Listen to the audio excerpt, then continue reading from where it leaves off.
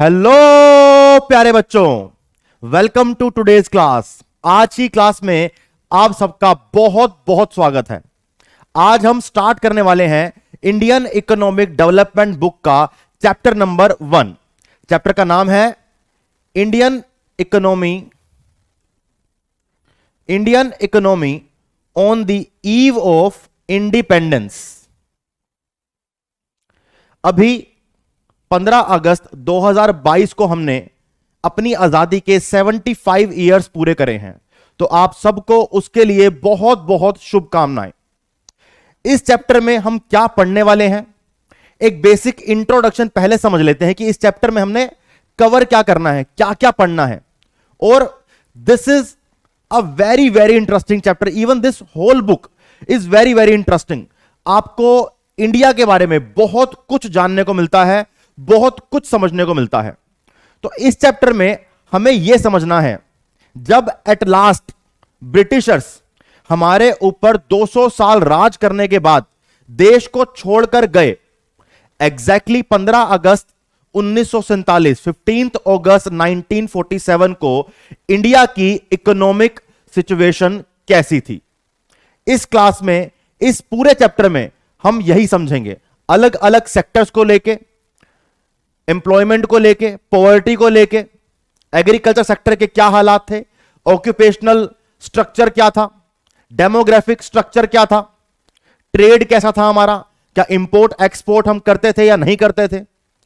जैसे कि चैप्टर का नाम है Indian economy on the eve, eve का मतलब है evening, on the eve of independence, यानी कि 15 अगस्त 1947 की शाम को इंडिया की इकोनॉमी की क्या सिचुएशन थी, 15 अगस्त के बाद क्या हुआ, आजाद होने के बाद क्या हुआ, यह पढ़ेंगे हम आने वाले अगले चैप्टर में।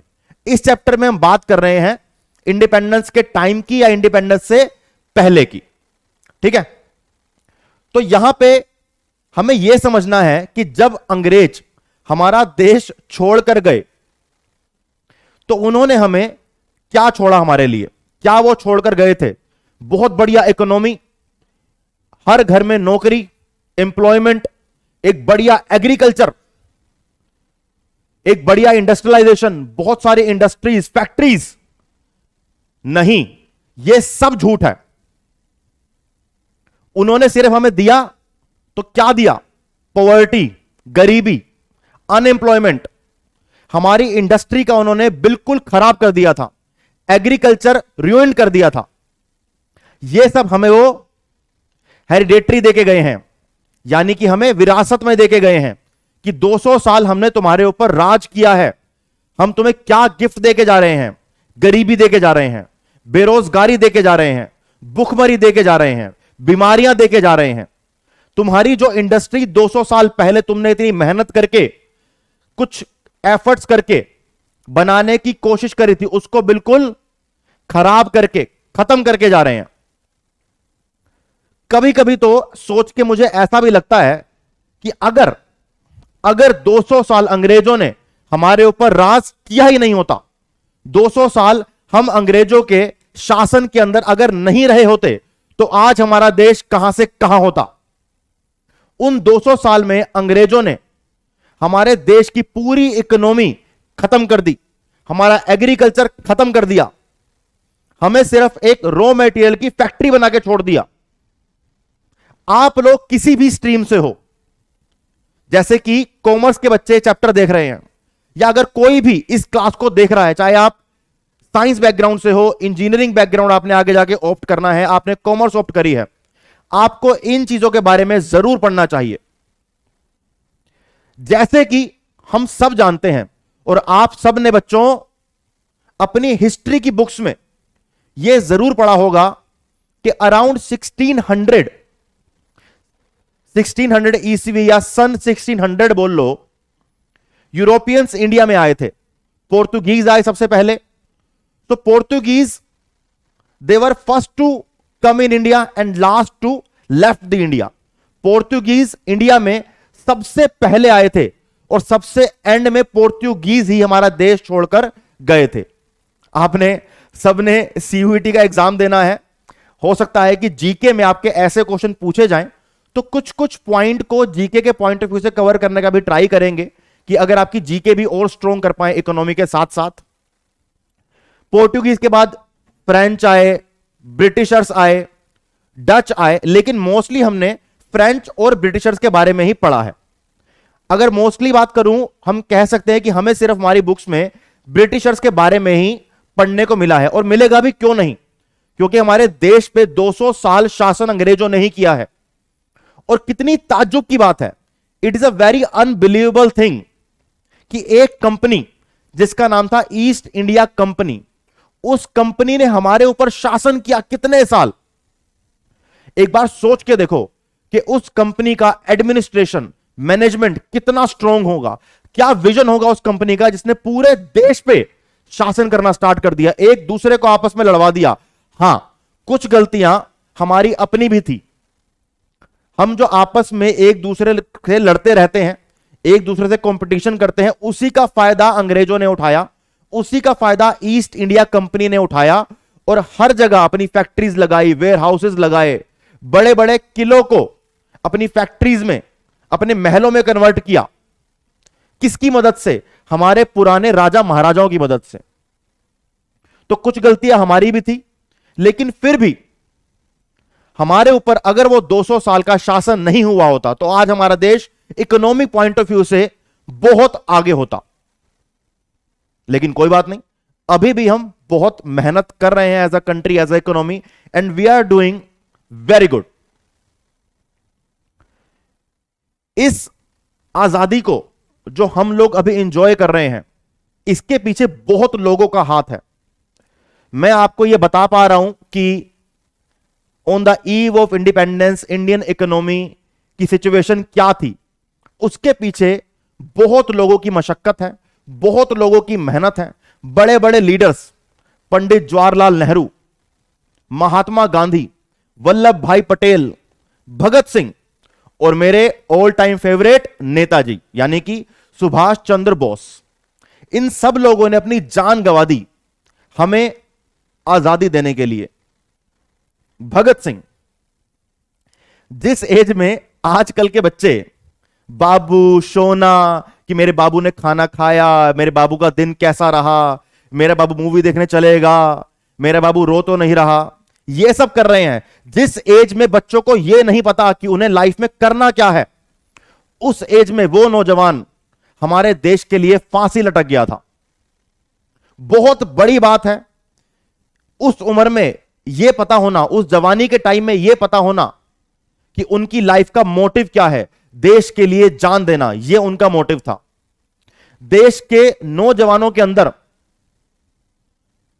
देशभक्ति की भावना को जगाना, यह उनका मोटिव था। तो हमें इन लोगों से बहुत कुछ सीखना चाहिए।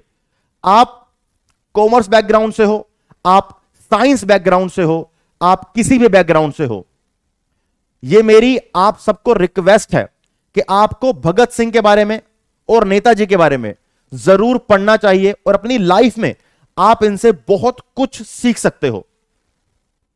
तो थोड़ा यार, ये हिस्ट्री की बात करते करते मैं कभी कभी इमोशनल भी हो जाता हूं और थोड़ा सा खो भी जाता हूं।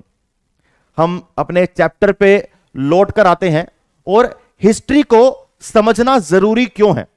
मुझसे बहुत बच्चे पूछते हैं कि सर, हिस्ट्री हमें क्यों पढ़ाई जाती है, क्या सिग्निफिकेंस है हिस्ट्री का, हम क्यों हिस्ट्री के बारे में इतना पढ़ रहे हैं।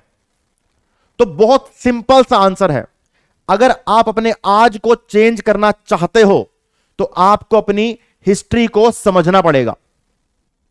सेम, अगर हम आज की इंडियन इकोनॉमी को समझना चाहते हैं तो हमारा इकोनॉमिक पास्ट क्या रहा है, इकोनॉमिक हिस्ट्री क्या रही है, उसके बारे में जानना समझना बहुत जरूरी है।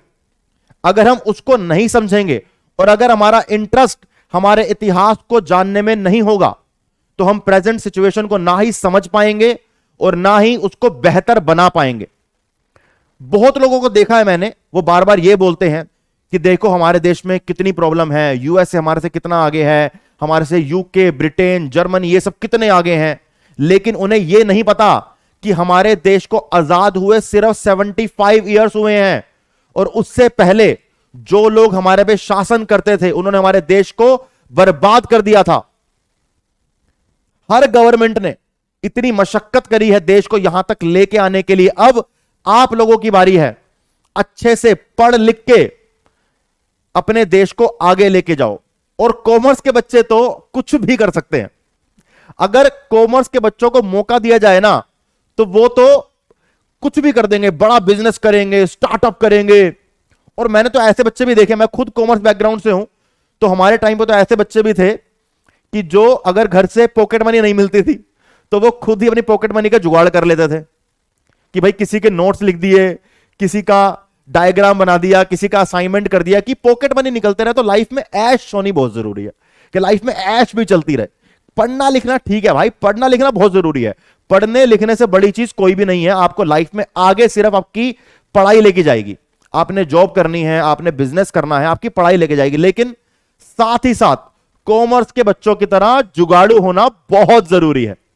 और कॉमर्स के बच्चे तो होते ही जुगाड़ू हैं। तो आइए अपने चैप्टर को स्टार्ट करते हैं। यह है हमारा आजादी से पहले का भारत। यह वाला एरिया भी भारत था, यह वाला एरिया भी भारत था। यानी कि पाकिस्तान और बांग्लादेश दोनों भारत के पार्ट थे। एंड आई रियली विश कि आज भी भारत एकदम ऐसा ही होता। और मैं हमेशा एक बात जरूर सोचता हूं कि अगर आज का भारत ऐसा होता तो हमारी क्रिकेट टीम कितनी जबरदस्त होती। पाकिस्तान के फास्ट बॉलर्स, इंडिया के वर्ल्ड क्लास बैट्समैन एक ही टीम में, और पूरे भारत का इतना बढ़िया नक्शा होता। पूरे भारत को देखो, देख के कितना सुंदर लग रहा है। लेकिन जो हुआ वो हिस्ट्री है। हमें अभी इंडियन इकोनॉमी के बारे में समझना है कि जब अंग्रेज हमारे देश को छोड़कर गए तो हमारे इंडिया की इकोनॉमी के क्या हालात थे।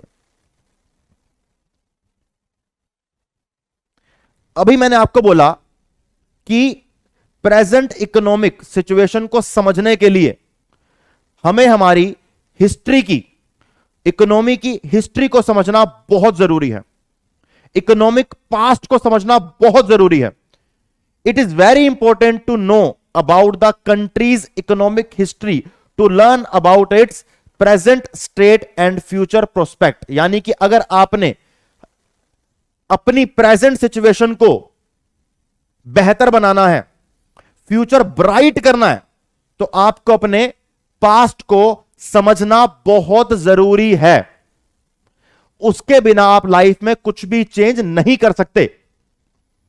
तो समझते हैं कि ब्रिटिशर्स ने एक्चुअली में इंडिया के साथ किया क्या और कैसे उन्होंने इंडिया की इकोनॉमी को बर्बाद किया।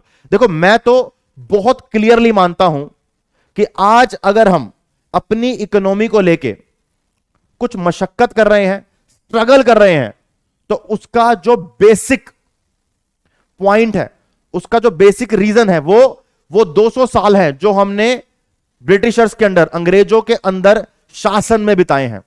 अगर वैसा ना होता तो हमारा देश आज बहुत आगे होता। तो एक बार समझने का ट्राई करेंगे कि ब्रिटिशर्स की एक्चुअली पॉलिसी क्या थी और ब्रिटिशर्स ने एक्चुअली किया क्या। देखो, यह है हमारा ग्रेट ब्रिटेन और यहां है हमारा प्यारा इंडिया। ग्रेट ब्रिटेन, अगर मैं पर्टिकुलरली बात करूं तो हम बात करेंगे लंदन की।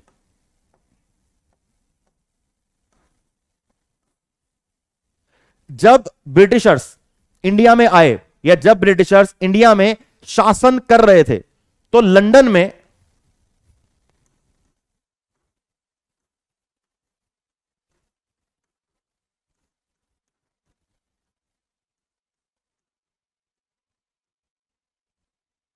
इंडस्ट्रियलाइजेशन स्टार्ट हो चुका था।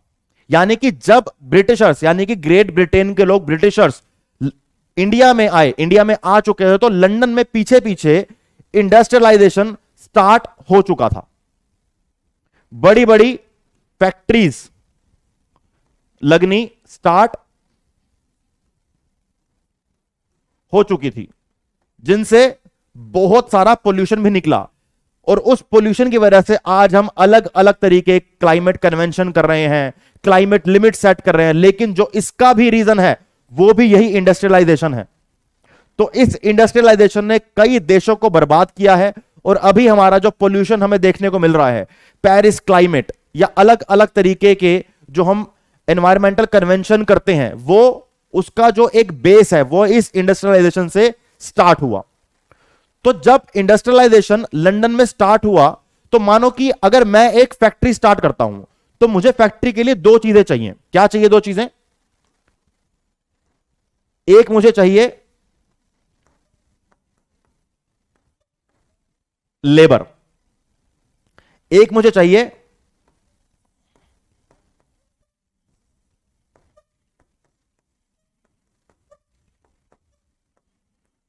Raw material. किसी भी फैक्ट्री को चलाने के लिए दो चीजों की बहुत जरूरत होती है,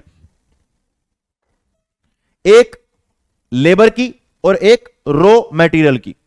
लेबर ब्रिटिशर्स के पास थी, अपनी कॉलोनी से भी लेबर को वो लेके आते थे, उनके पास अपनी लेबर भी थे, लेकिन उनके पास क्या नहीं था? उनके पास नहीं था रॉ मटेरियल।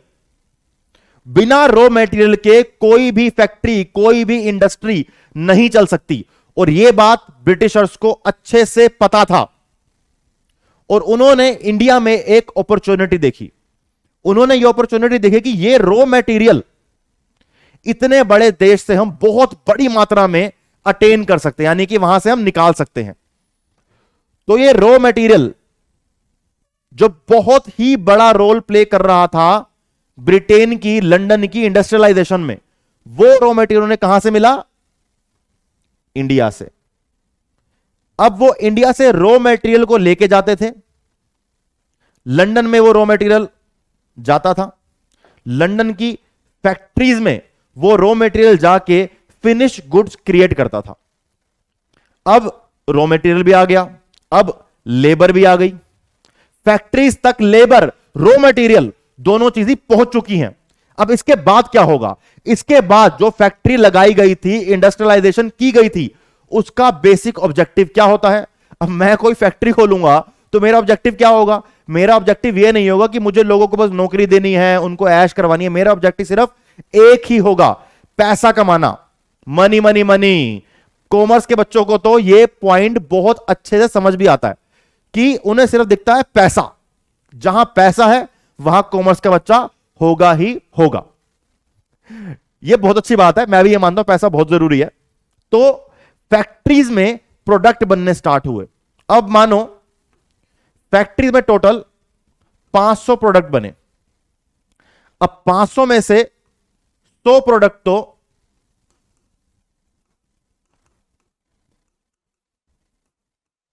ब्रिटेन में ब्रिटिशर्स ने खुद, या फिर यूरोपियंस बोल लो, पूरे यूरोप ने 100 प्रोडक्ट खरीद लिए। अब बाकी 400 प्रोडक्ट का क्या करें? क्या बाकी 400 प्रोडक्ट को जला दें, फेंक दें? नहीं। तो ब्रिटिशर्स ने सोचा कि जहां से हम रॉ मटेरियल लेके आ रहे हैं, अब वहां तो रॉ मटेरियल है नहीं, तो वो फिनिश गुड्स कैसे बनाएंगे? तो उनके माइंड में आया कि ठीक है भाई, यहां भी हम इंडिया और इंडिया जैसी बाकी कॉलोनीज को यूज करेंगे। तो अब उन्होंने इंडिया को as a resource of raw material के साथ साथ अपने फिनिश गुड्स बेचने का भी एक अड्डा बना लिया। अब उन्होंने बोला कि जो फिनिश गुड्स हैं वो भी हम इंडिया में बेचेंगे। तो इंडिया दो तरीके से ब्रिटिशर्स के लिए काम कर रही थी। First, as a source of raw material, second as a market of finished goods. तो बहुत बढ़िया दिमाग लगाया और इंडिया की धीरे धीरे धीरे धीरे दुर्गति होती गई, इकोनॉमी खराब होती गई।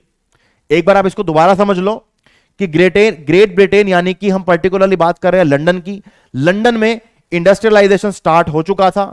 इंडस्ट्रियलाइजेशन में किसी फैक्ट्री चलाने में दो चीजों की बहुत जरूरत होती है, एक होता है हमारा लेबर, एक होता है हमारा raw material. Raw material Britishers के पास नहीं था, तो उन्होंने इंडिया को एज अ रिसोर्स ऑफ, मैं यहां पे लिख देता हूं एक बार, रिसोर्स ऑफ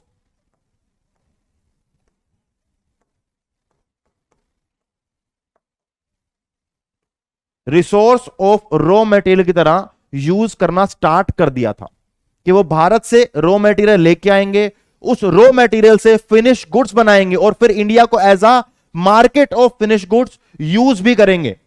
तो यहां पे इंडिया की इकोनॉमी में से रॉ मटेरियल लेके जा रहे थे, उसको अपनी फैक्ट्रीज में as a finish goods convert करते थे और महंगे महंगे फिनिश गुड्स इंडिया में आके बेचते थे। अब खुद सोचो, अगर किसी कंट्री के साथ ऐसा हो तो उस कंट्री की इकोनॉमिक सिचुएशन कैसी होगी? बहुत ही खराब होगी। प्रेजेंटली इंडिया में क्या होता है?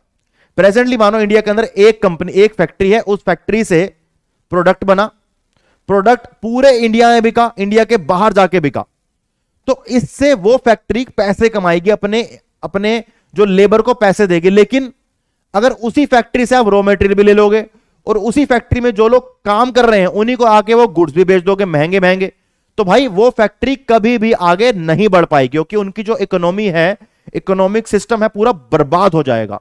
सेम ब्रिटिशर्स ने इंडिया के इकोनॉमी के साथ, इंडिया के लोगों के साथ यही किया। और कई बार तो बड़े बड़े जो हमारे हिस्ट्री के हिस्टोरियंस हैं उन्होंने यह भी बोला है कि इंडिया के लोगों को यह पता ही नहीं था कि उन्हें कैसे एक्सप्लॉइट किया जा रहा है। वो तो खुश थे कि हमारे से रॉ मटेरियल भी ले रहे हैं, फिर आके हमें सस्ते फिनिश गुड्स भी दे रहे हैं, वो तो खुश थे। लेकिन कुछ सालों के बाद यह पता लगने लगा कि वो हमारे देश से हमारी पूरी पूंजी को लेके अपने देश में जा रहे हैं।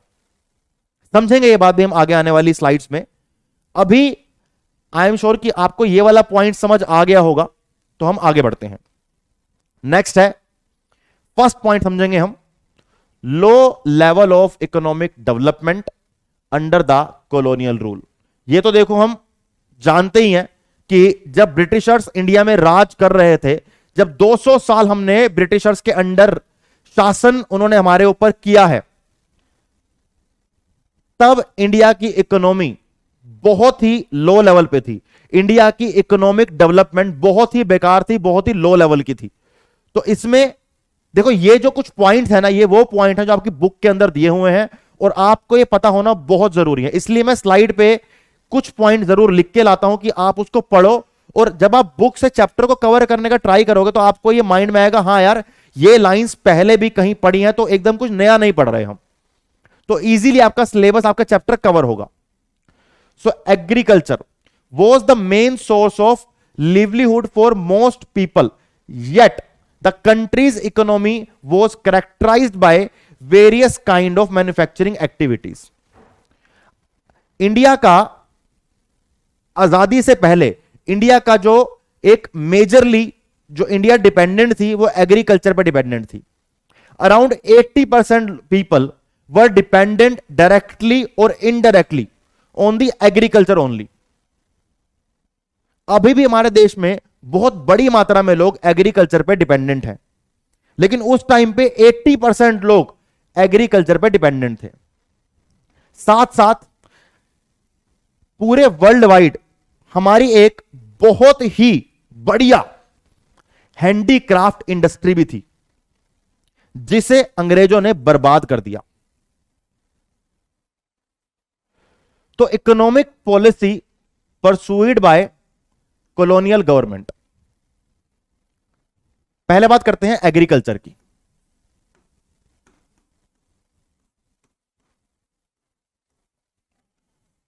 Around 80% people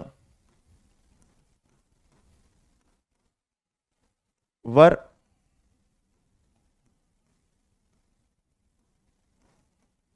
dependent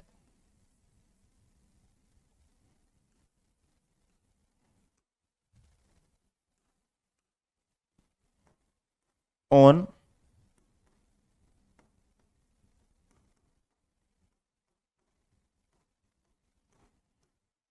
%80 people were dependent on agriculture. अब ब्रिटिशर्स ने क्या किया, ब्रिटिशर्स ने एग्रीकल्चर अपने तरीके से करवाना स्टार्ट कर दिया। उन्होंने एग्रीकल्चर पे अच्छा खासा टैक्स भी लिया और उन्होंने साथ साथ एग्रीकल्चर जो उनको ब्रिटेन में जरूरत थी, जैसे कि इंडिगो, जैसे कि कॉटन, जैसे कि raw silk,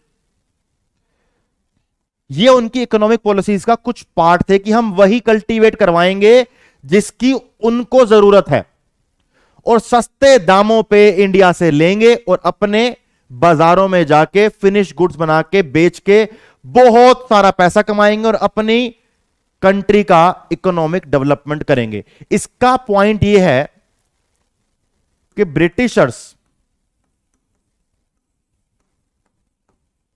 were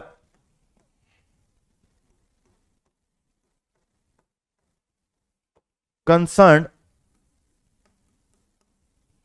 with their own economic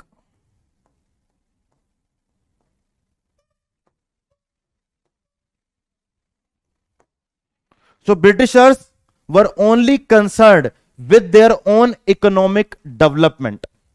India की इकोनॉमी डेवलप कर रही है या नहीं कर रही है, इससे उन्हें कोई फर्क नहीं पड़ता था। उनका सिर्फ एक ही ऑब्जेक्टिव था कि वो इंडिया को एज अ रॉ मटेरियल के सोर्स की तरह यूज करें, जो चाहे वो एग्रीकल्चर में कल्टीवेट करवाएं और उसके साथ साथ अपनी कंट्री में जाके इकोनॉमिक डेवलपमेंट करें, जॉब अपॉर्चुनिटीज क्रिएट करें, इकोनॉमी को स्ट्रॉन्ग करें, बूस्ट करें और बहुत सारा पैसा कमाएं।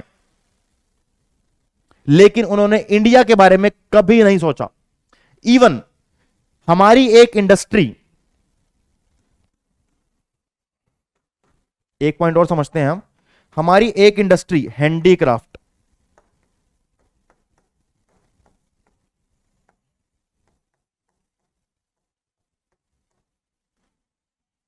Handicraft industry, it was world famous.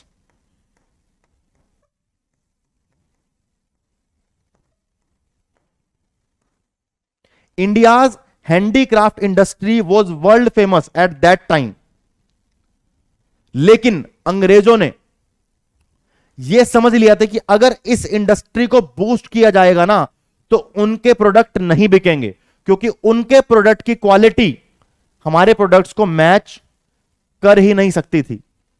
उनके प्रोडक्ट में जो क्रिएटिविटी थी वो हमारे प्रोडक्ट की क्रिएटिविटी से बहुत कम थी। इसलिए उन्होंने हमारी हैंडीक्राफ्ट इंडस्ट्री को बर्बाद कर दिया। अब हैंडीक्राफ्ट इंडस्ट्री बर्बाद होने से हुआ क्या, यह समझो। सबसे पहली चीज, अगर कोई भी इंडस्ट्री बर्बाद होती है तो उसका कॉन्सिक्वेंसेस सबसे पहला क्या होता है? अनएम्प्लॉयमेंट। जो भी लोग हैंडीक्राफ्ट इंडस्ट्री के अंदर काम कर रहे थे, क्रिएटिव लोग, समझदार लोग, उन सबके हाथ से एम्प्लॉयमेंट अपॉर्चुनिटीज चली गई। इससे ब्रिटिशर्स को बहुत फायदा हुआ। जब हैंडीक्राफ्ट प्रोडक्ट इंडिया के अंदर बनेंगे ही नहीं, जब हाथ से बनी हुई कुर्सियां देश के अंदर होंगी ही नहीं, जब हाथ से बने हुए टॉयज, खिलौने जब देश में होंगे ही नहीं, तो ब्रिटिशर्स के लिए एक अपॉर्चुनिटी क्रिएट होती है। वो अपॉर्चुनिटी क्या है कि जो रॉ मटेरियल वो इंडिया से ब्रिटिश में लेके जा रहे हैं, अब वो उस रॉ मटेरियल से फिनिश गुड्स बनाएंगे। अब हैंडीक्राफ्ट इंडस्ट्री फिनिश्ड होने से एक गैप क्रिएट हो जाता है कि हमारे पास देश में फिनिश गुड्स नहीं है। अब उस फिनिश गुड्स का जो गैप है वो ब्रिटिश में हो रही इंडस्ट्रियलाइजेशन फिल करेगी। तो यहां पे अंग्रेजों ने एक बहुत बढ़िया दिमाग लगाया कि इंडिया से रॉ मटेरियल भी लेके जा रहे हैं, इंडिया की इंडिजीनियस इंडस्ट्री को बर्बाद कर दिया और उसके बाद अपने गुड्स को इंडिया में लाके बेचा। पहले तो इंडिया के लोग खुश भी थे कि सस्ते गुड्स मिल रहे हैं, अलग अलग टाइप के गुड्स मिल रहे हैं, लेकिन बाद में उनको समझ आया कि ये तुम्हारी बर्बादी की स्टार्ट हो रही है। उन्होंने तुम्हारे हाथ से जॉब अपॉर्चुनिटीज छीन ली हैं। उन्होंने तुम्हें सिर्फ एक ही ऑक्यूपेशन छोड़ दी है, दैट इज एग्रीकल्चर। इस वजह से जो लोग हैंडीक्राफ्ट इंडस्ट्री से छोड़ रहे थे, जिनके हाथ से हैंडीक्राफ्ट इंडस्ट्री छूट रही थी, वो लोग कहां गए? एग्रीकल्चर में गए। अब एग्रीकल्चर के अंदर 85% लोग एग्रीकल्चर से डिपेंडेंट हैं, तो बहुत बड़ी मात्रा है। और एग्रीकल्चर का इतना कंट्रीब्यूशन था नहीं, ना तो एग्रीकल्चर में डेवलपमेंट थी, ना एग्रीकल्चर में बढ़िया टेक्नोलॉजीज थी। इस वजह से इंडिया के अंदर मनी लेंडर्स, जमींदारों का भी एक कॉन्सेप्ट स्टार्ट हुआ, जिसने अंग्रेजों के साथ साथ हमारे खुद लोगों ने, जो हमारे देश के अमीर लोग थे, बड़े लोग थे, या विलेज के जो हेडमैन थे, जिनको विलेज का मुखिया बनाया गया, उन्होंने भी गरीब लोगों का भाई बढ़िया तरीके से एक्सप्लॉयटेशन किया। तो मैं तो यह बात हमेशा बोलता हूं, एक्सप्लॉयटेशन कभी किसी जाति से, किसी रिलीजन से होता ही नहीं है। एक्सप्लॉयटेशन सिर्फ अमीरी और गरीबी का है, ताकतवर और कमजोर का है। जो ताकतवर है वो कमजोर का एक्सप्लॉयटेशन करेगा ही करेगा। सेम हमें आजादी से पहले देखने को मिला। जहां हम इतनी बात करते हैं कि अंग्रेजों ने हमारे ऊपर 200 साल राज किया, अगर हम उसके थोड़े डीप रूट में जाएं, उन्हें राज करने किसने दिया? राज करने के लिए उनकी हेल्प किसने करी? उनकी हेल्प करी हमारे ही देश के उन लोगों ने जो अंग्रेजों के साथ मिलकर पैसे कमा रहे थे, जैसे कि जमींदार लोग, जैसे कि नंबरदार लोग, लंबरदार, जो गांव के मुखिया होते थे। उन्होंने अंग्रेजों के साथ मिलकर हमारे देश के गरीबों को उतना ही एक्सप्लॉइट किया है जितना अंग्रेजों ने किया।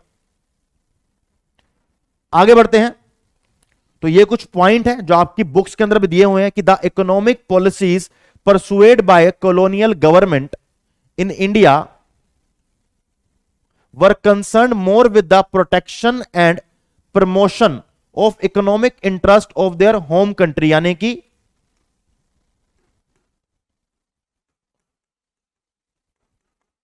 Britain, then with the development of Indian economy.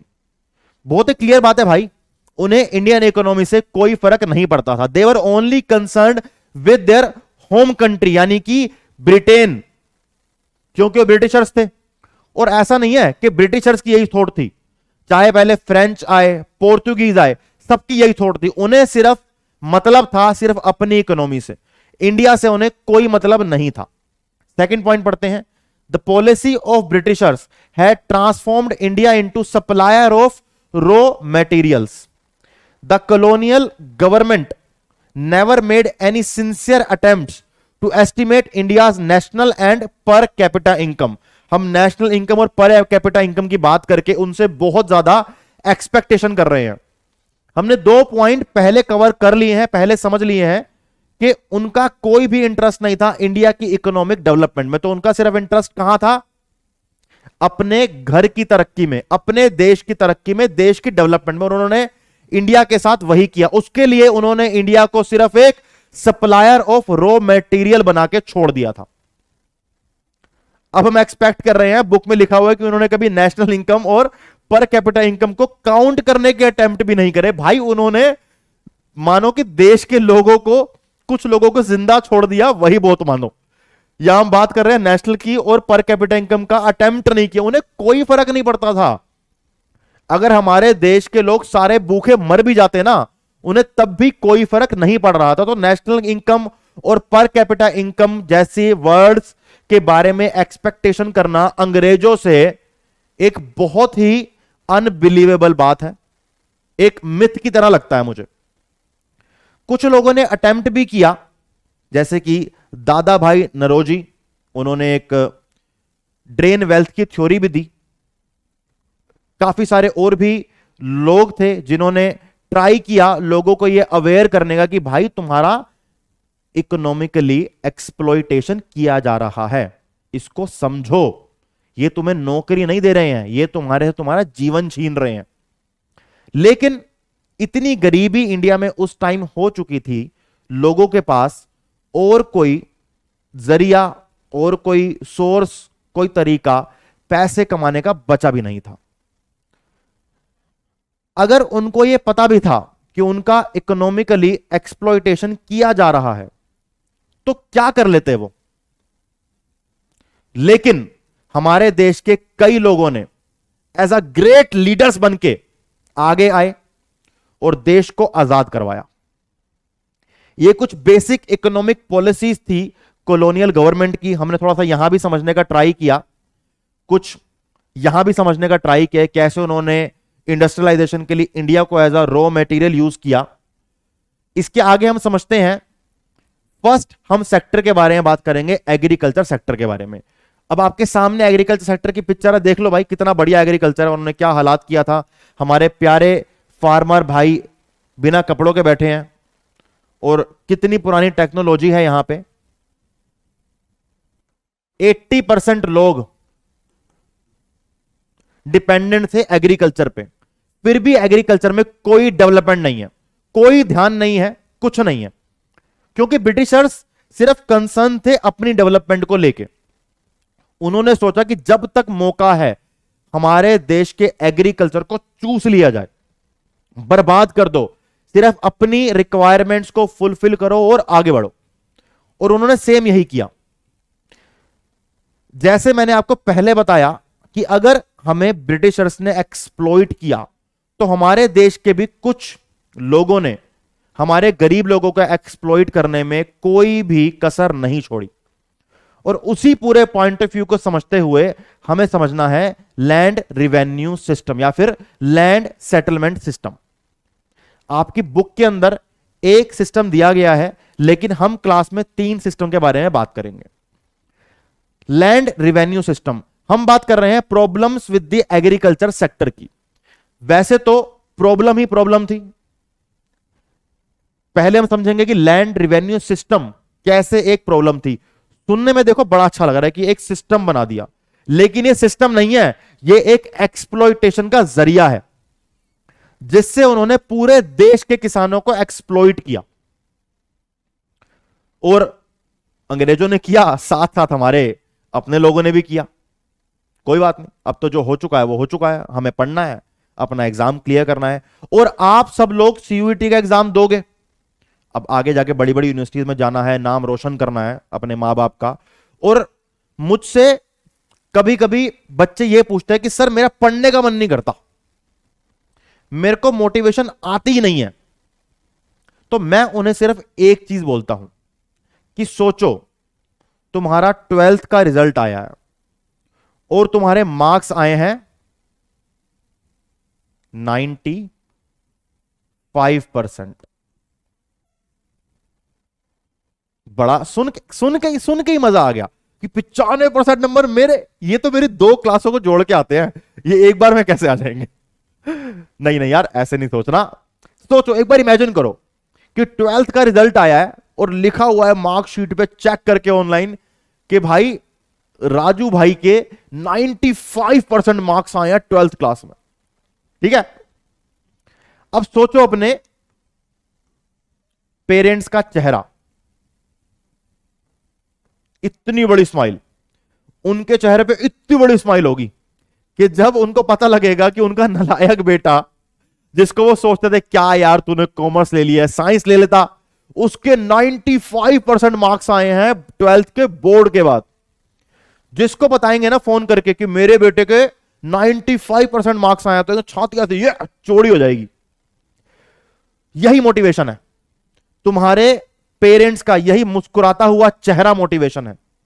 किसी भी जिंदगी के पड़ाव पे हो, whether you are in 11th class, 12th class, और you are preparing for any other exam, if you are preparing for any competitive exam, अगर आप किसी भी एग्जाम की प्रिपरेशन कर रहे हो, किसी भी जॉब में हो, कुछ भी कर रहे हो, आपकी लाइफ का मोटिवेशन आपके अंदर से आएगा, आपके घर के अंदर से आता है।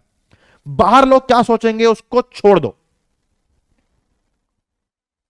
आपके पेरेंट्स की खुशी, आपके पेरेंट्स आप पे कितना प्राउड करेंगे अगर आप 95% मार्क्स 12th में लेके आओगे, यही आपका इकलौता मोटिवेशन होना चाहिए।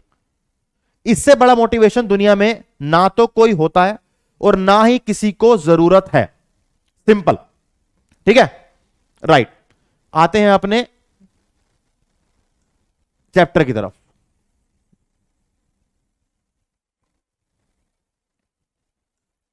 लैंड रिवेन्यू सिस्टम के बारे में हम बात कर रहे थे। तो लैंड रिवेन्यू सिस्टम में हम 3 सिस्टम पढ़ते हैं। जनरली आपकी बुक में सिर्फ एक ही दिया गया है। जो आपकी बुक में दिया गया है उसका नाम है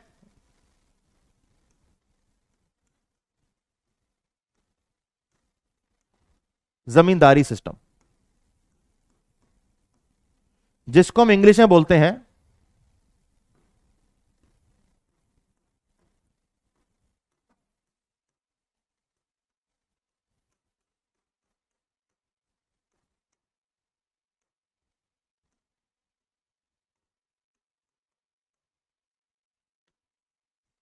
परमानेंट सेटलमेंट सिस्टम। ये फर्स्ट लैंड रिवेन्यू सिस्टम के अंदर आता है। 2 सिस्टम और भी हैं। एक है आपका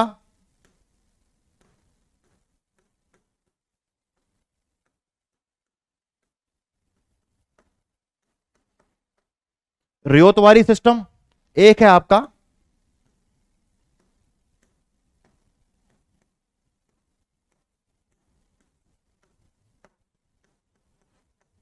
महालवारी सिस्टम। आपकी book, I am repeating this again and again, आपकी बुक में सिर्फ एक सिस्टम दिया गया है, एनसीईआरटी की बुक में, इंडियन इकोनॉमिक डेवलपमेंट की बुक में जमींदारी सिस्टम। लेकिन हम इन दोनों को भी कवर करेंगे because I am sure it is a part of your CUET GK portion. आपके सीयूईटी के जीके में ऐसे क्वेश्चन जरूर पूछे जाएंगे क्योंकि ये बहुत ही इंपॉर्टेंट पार्ट है इंडिया के लैंड रिवेन्यू सिस्टम का और एग्रीकल्चर सेक्टर का। हम पहले पढ़ेंगे जमींदारी सिस्टम के बारे में, फिर हम पढ़ेंगे इन दोनों सिस्टम के बारे में, रियोतवारी के बारे में और महालवारी के बारे में। तो हम जरा इसको पहले यहां पे साफ कर देते हैं कि जगह मिले मुझे लिखने के लिए, नहीं तो बिना जगह के तो मैं लिख ही नहीं पाऊंगा। Zamindari system, it was started in 1793 by Lord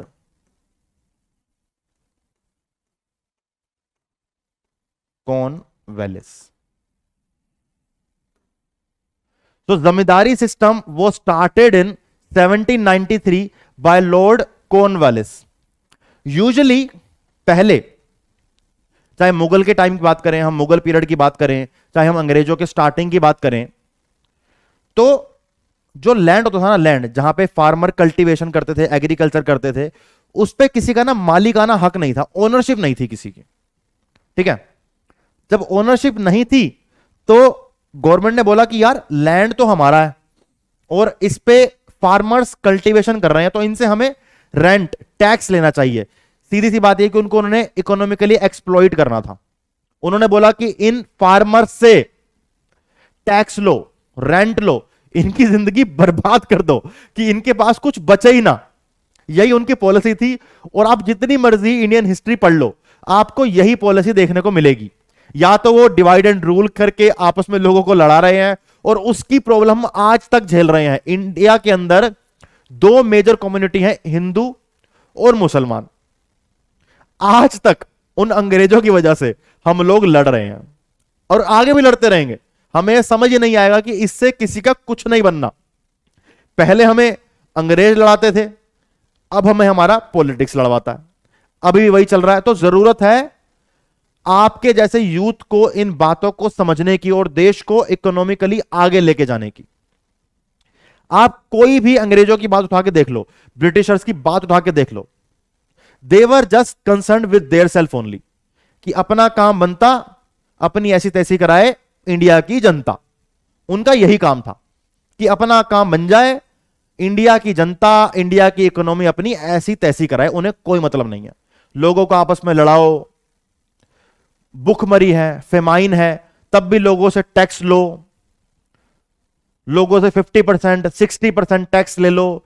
एक बार तो उन्होंने एक सिस्टम के अंदर 95% टैक्स मान लिया कि मैंने 100 किलो गेहूं उगाई और बोला कि 5 किलो आप रख लो, 95 किलो हमें दे दो। तो भाई तू ही उगा ले आके, मुझसे उगवा भी क्यों रहा है, ये 5 किलो भी ले जा, ये भी देने की क्या जरूरत है हमें। मतलब इतना नेगेटिव माइंड, इतने बुरे लोग कि इंडिया की पूरी इकोनॉमी को, इंडिया के पूरे गरीबों को उन्होंने अच्छे से एक्सप्लॉइट किया। तो 1793 में लॉर्ड कॉर्नवालिस ने, लॉर्ड नहीं लिखूंगा यहां मैं, सिर्फ कॉर्नवालिस, 1793 में कॉर्नवालिस ने लैंड रेवेन्यू सिस्टम के अंदर जमींदारी सिस्टम को इंट्रोड्यूस किया, जिसका नाम था परमानेंट सेटलमेंट सिस्टम। कहां कहां पे किया था? यह किया गया था ईस्टर्न साइड पे,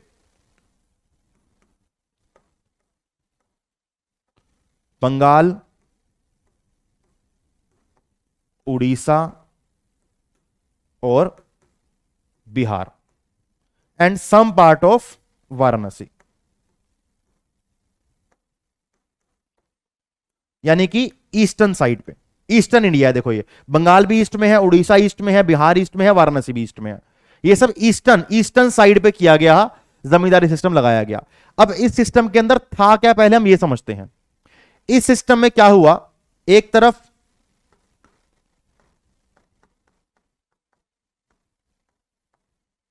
ब्रिटिशर्स हैं, एक तरफ हमारे पीजेंट्स यानी कि किसान भाई हैं। अब ब्रिटिशर्स ने इन पीजेंट से, किसानों से टैक्स लेना है, रेंट लेना है, इनकम जनरेट करनी है अपने। लेकिन उन्होंने सोचा कि यार इतने लाखों किसान हैं इन सब एरियाज में, हम डायरेक्टली कैसे डील करेंगे इनके साथ, ये तो बहुत डिफिकल्ट बात हो जाएगी। तो इन्होंने बोला कि एक मिडलमैन क्रिएट करते हैं। उन्होंने यहां पे एक मिडलमैन क्रिएट किया। उस मिडलमैन को उन्होंने बोला जमींदार। तो जमींदार पीजेंट से रेंट लेगा और जमींदार ब्रिटिशर्स को रेंट देगा। अब ऐसा नहीं है कि जमींदारी जो राइट है, अब क्या हुआ ना कि लैंड की जो इनडायरेक्टली ओनरशिप है वो जमींदार को मिल गई, और दी किसने? सरकार, यानी कि ब्रिटिशर्स ने। ब्रिटिशर्स ने बोला जमींदारों को, और ये जमींदार वही लोग हैं जो गांव में रईस, अमीर लोग हैं, उन्हीं को ब्रिटिशर्स ने जमीनों की ओनरशिप दी, जमीनों का हक दिया कि अब आपके पास राइट है, अपने गांव के हर किसान से आपने कर वसूल करना है। तो जमींदारों ने बोला ठीक है भाई, अपना क्या जा रहा है, जब तुम किसानों को एक्सप्लॉइट कर ही रहे हो तो बहती गंगा में हम भी हाथ धो लेते हैं। जब गंगा बह ही रही है तो कोई भी नहा ले, जितना पैसा इधर जा ही रहा है तो कुछ हिस्सा जमींदार भी रख लेंगे। बेसिकली ये सिर्फ एक कमीशन एजेंट है, वो इस पैसे को यहां पे ले जाने की कमीशन लेंगे बस, और वो कुछ नहीं करेंगे। जैसे आज मैं एक बैंक से दूसरे बैंक में कुछ पैसे ट्रांसफर करता हूं, तो मेरा बीच वाला अगर कोई बैंक है, या बीच वाला कोई यूपीआई है, कोई सिस्टम है, कोई पेटीएम है, कोई एक्स्ट्रा फाइनेंशियल आइडेंटिटी है, एंटिटी है, तो मुझसे कुछ परसेंट का वो टैक्स ले लेते हैं, कुछ परसेंट का वो कमीशन ले लेते हैं कि भाई ये हमारी फीस है। तो ये जमींदार लोग सिर्फ इकोनॉमिक एजेंट की तरह काम कर रहे थे, और ये सिर्फ एक ब्रिटिशर से फीस लेते थे। तो ब्रिटिशर्स ने बोला कि पीजेंट से 1/3, पीजेंट से 1/3 उनकी प्रोडक्शन का हम as a tax, as a rent लेंगे, ठीक है। और यह काम जमींदारों का है कि जमींदारों ने पीजेंट से 1/3 उनकी टोटल प्रोडक्शन का रेंट लेना है, ठीक है। तो उन्होंने बोला कि इस 1/3 को आप 11 हिस्सों में डिवाइड करोगे। जो आप 1/3 टोटल प्रोडक्शन किसानों से लेकर आओगे, उसको आप 11 हिस्सों में डिवाइड करोगे, ठीक है। उसमें से एक हिस्सा रखेंगे जमींदार, और बाकी बचे 10 हिस्से रखेंगे हमारे ब्रिटिशर्स। लूट लिया, सब लूट लिया, किसानों को भी लूट लिया, जमींदारों को भी लूट लिया, और जमींदारों को बोल दिया कि बेटा अगर टाइम से अगर ये 10 हिस्से लाके नहीं दिए ना, तो तुझे जो जमीन दी गई है, जो तुझे लैंड की ओनरशिप दी गई है, ये ट्रांसफरेबल है। So the ownership right of those land of that land was transferable also. Hereditary भी था कि अगर तुम काम अच्छे से कर रहे हो, तुम्हारे बेटों को, तुम्हारे बेटे के बेटों को भी वो लैंड ट्रांसफर कर दिया जाएगा जब तक तुम गवर्नमेंट को टैक्स और रेंट पे कर रहे हो। तो जब तक टैक्स जा रहा है तब तक बल्ले बल्ले, और जैसे ही टैक्स जाना, रेंट जाना खत्म हुआ, जमींदार भाई साहब थल्ले थल्ले। ठीक है, तो जमींदारों के ऊपर भी ये एक प्रेशर था कि भाई अगर टाइम पे टैक्स नहीं दिया, टाइम पे किसानों से अगर टैक्स नहीं वसूला, तो ये ब्रिटिशर्स ये जमीन किसी और को दे देंगे। ये था पूरा जमींदारी सिस्टम। और आप लोग प्लीज पेन कॉपी लेके इस सिस्टम को ऐसे बना भी लीजिएगा जैसे आपको मैं समझा रहा हूं, जिससे आपको इजी रहेगा समझना, क्योंकि नोट्स, जो ये नोट्स है ना, ये आपके माइंड में सेट हो जाते हैं। देखो, हर क्लास में हम ऐसे रिटन तरीके से ही पढ़ेंगे, और साथ ही साथ हम जो इंपॉर्टेंट पॉइंट्स हैं आपकी बुक्स में, वो भी हम एनसीईआरटी पे आपको पढ़ाया जाएगा, जिससे कि पूरी की पूरी प्रिपरेशन आपकी 100% प्रिपरेशन आपकी पूरी हो जाए। ठीक है भाई, नेक्स्ट देखेंगे हम। सेकंड हमारा सिस्टम है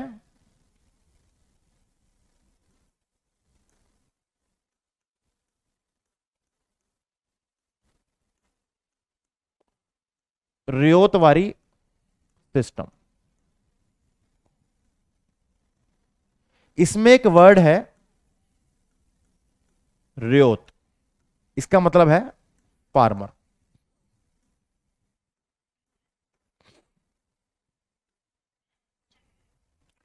एक बहुत ही बड़ा मेजर डिफरेंस है जमींदारी सिस्टम में और रियोतवारी सिस्टम में। यहां पे रियोत का मतलब है फार्मर्स, यहां पे ब्रिटिशर्स और फार्मर के बीच में कोई भी मिडलमैन नहीं है, कोई भी कनेक्शन नहीं है। ठीक है, यहां पे ब्रिटिशर्स ने बोला कि हम किसानों से डायरेक्टली टैक्स वसूल करेंगे। आगे जाके बताता हूं कि टैक्स भी कितना लगाया था।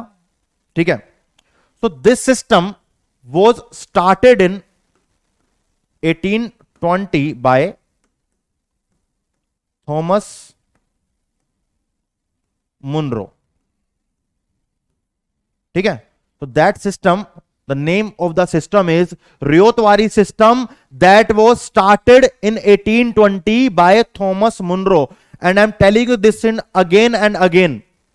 अगर आपके एग्जाम में लैंड रिवेन्यू सिस्टम पे क्वेश्चन आता है और आप जमींदारी को समझाने के साथ साथ रियोतवारी का और आने वाले महालवारी सिस्टम के बारे में बेसिक लिख के आते हो, तो आपको एक्स्ट्रा मार्क्स जरूर मिलेंगे।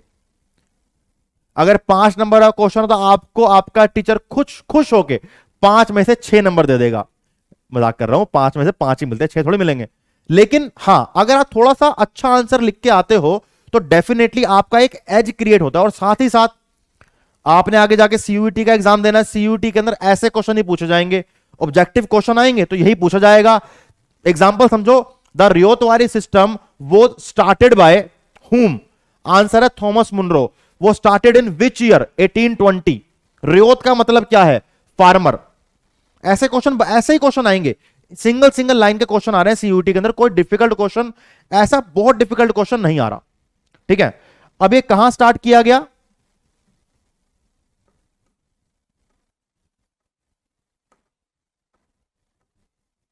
बॉम्बे में। और कहां स्टार्ट किया गया? मद्रास में और सम पार्ट ऑफ आसाम में। Dominantly it was in south India, not south exactly, I should say. यहां आप ये मान के चलो कि आप सिर्फ 2 को याद करो, बॉम्बे और मद्रास, क्योंकि बॉम्बे या महाराष्ट्र बेसिकली एक वेस्टर्न इंडिया के अंदर आता है और मद्रास हमारा साउथर्न इंडिया में आता है। तो हम पर्टिकुलर एरिया की बात करेंगे कि बॉम्बे, मद्रास और सम पार्ट ऑफ असम के अंदर हमें रियोतवारी सिस्टम देखने को मिलता है। रियोतवारी सिस्टम के अंदर 2 टैक्स स्लैब बनाई गई।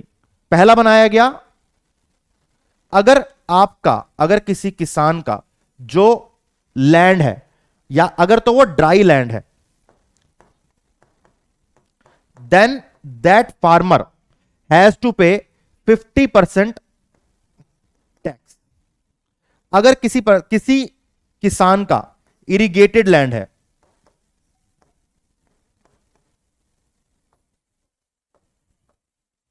Then that farmer has to pay 60% tax. मतलब दो तरह के लैंड में डिवाइड कर दिया, ड्राई लैंड में और इरिगेटेड लैंड में। अगर किसी किसान का ड्राई लैंड है, दिस वन, देन ही और she has to pay 50% rent और 50% टैक्स टू द ब्रिटिशर्स। अगर किसी का इरिगेटेड लैंड है, देन दैट किसान भाई has to pay 60% tax to British government. इतना टैक्स लगा दिया है तो बंदा यहां पे क्या करेगा? मतलब हमारे जो किसान भाई थे उस टाइम पे, उनका तो घर चलाना कितना मुश्किल होगा। मतलब आप अपनी इनकम का 60% गवर्नमेंट को दे दो तो भाई अब किसान भाई नहाएगा क्या और निचोड़ेगा क्या? क्या तो वो सेविंग करेगा, क्या तो वो अपने लिए अच्छे कपड़े खरीदेगा। वही परेशानी जिंदगी की सिर्फ एक ही रह गई थी कि कैसे गवर्नमेंट का टैक्स पे किया जाए जिससे कि गवर्नमेंट एक्सप्लॉइटेशन कम करे। बुक्स में रियलिटी बहुत कम दिखाई गई है। एक्सप्लॉइटेशन अलग अलग तरीके का होता था। लोगों को मारा जाता था, लोगों को मारते थे, उनको घर से बाहर निकाले घसीटा जाता था। टैक्स नहीं देगा, कैसे नहीं देगा? तू भी देगा, तेरे आने वाली पीढ़ी भी देगी। और यही हुआ पूरे टाइम। दो सिस्टम के बारे में हमने बात कर ली है, हम करेंगे लास्ट सिस्टम के बारे में बात। थर्ड हमारा सिस्टम है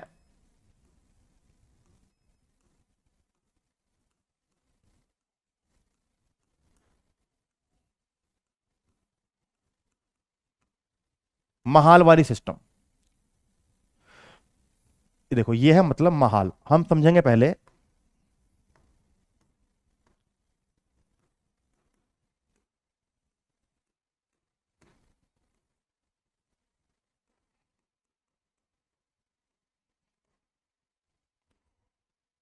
नाम है महालवारी सिस्टम। महालवारी सिस्टम बना है महाल से, महल नहीं है, महाल है इसका मतलब। महाल का मतलब क्या है? महाल का मतलब है ग्रुप ऑफ विलेजेस। एक विलेजेस के ग्रुप बनाया गया, यानी कि 10-12 विलेजेस को एक ग्रुप के अंदर डाला गया और उस एक ग्रुप को बोला गया एक यूनिट, और एक यूनिट का नाम रखा महाल। यानी कि महाल का मतलब है ग्रुप ऑफ विलेजेस। जैसे कि एक ये महाल है और इसमें बहुत सारे यहां पे विलेजेस हैं। ये छोटे छोटे विलेजेस हैं जो मिलके एक महाल बनाते हैं। ठीक है, तो गवर्नमेंट ने बोला कि हम बहुत सारे विलेजेस से डील नहीं कर सकते, हम सिंगल सिंगल महाल से डील करेंगे। अगर आपने ये नोट कर लिया है तो मैं ये डिलीट करने वाला हूं। आप 1 मिनट ले लो और इसको राइट डाउन कर लो, क्योंकि मैं इसको थोड़ा यहां पे भी समझाने की जरूरत पड़ेगी। थोड़ा बड़ा कॉन्सेप्ट है ये वाला, तो आप इसको एक बार राइट डाउन कर लो और फिर इसे मैं रिमूव करूंगा, डिलीट करूंगा, इरेज करूंगा। या फिर स्क्रीनशॉट ले लो जिससे कि आप उसको इजीली बाद में पढ़ सको। अभी मैं इसको इरेज कर रहा हूं।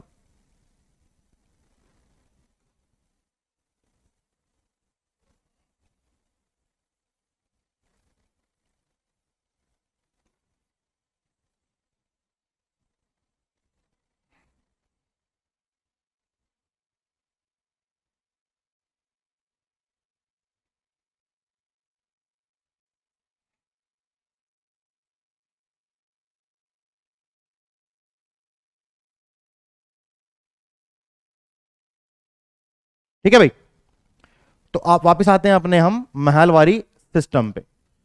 तो अभी तक हमने समझा कि महालवारी सिस्टम में महाल का मतलब है ग्रुप ऑफ विलेजेस, यानी कि एक ये महाल है जो बहुत सारे विलेजेस को मिला के एक महाल बनता है। तो ब्रिटिशर्स ने बोला कि हम बहुत सारे गांवों के साथ, बहुत सारे गांवों के साथ डील करने में इंटरेस्टेड नहीं है। तो उन्होंने 10 गांव को लेके, 12 गांव को लेके एक यूनिट बनाना स्टार्ट किया। यूनिट का नाम रखा महाल। सबसे पहले हमें यह समझना है कि किस साल में यह स्टार्ट हुआ। So it was started in 1822 by Mackenzie. अगर शायद स्पेलिंग गलत हो तो प्लीज यार बुक से देख लेना, मेरे ख्याल से मैकेंजी की स्पेलिंग यही है, ठीक है। तो it was introduced by Mackenzie, ठीक है जी। मैकेंजी से इंट्रोड्यूस्ड करने के बाद it was reformed in 1833 bye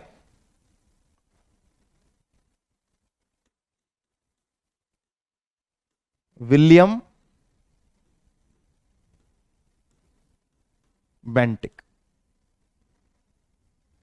तो 1822 में, हाँ 1822 में इसे स्टार्ट किया मैकेंजी ने, और 1833 में इट वॉज रीफॉर्म्ड, और आप कहते हो कि री इंट्रोड्यूस या कुछ चेंजेस लाए गए। कौन चेंजेस लेके आया? William Bentinck. अब कुछ इंटरेस्टिंग आपकी जीके को स्ट्रॉन्ग करते हैं। So William Bentinck was the first governor general of India. आपके लिए मेरे पास एक क्वेश्चन है। क्वेश्चन यह है, who was the first governor general of Bengal? यह आपका एक क्वेश्चन है। William Bentinck was the first governor general of India. 1833 में इन्होंने महालवारी सिस्टम को रिफॉर्म किया था। मेरा आपसे क्वेश्चन है, who was the first governor general of Bengal? दोनों अलग अलग लोग हैं। विलियम बेंटिक इंडिया का था, मेरा क्वेश्चन है governor general, first governor general of Bengal कौन था? मेरा यह क्वेश्चन है, कमेंट बॉक्स में जरूर आंसर दें, जिससे कि आपकी जीके भी स्ट्रांग हो, ठीक है। चलो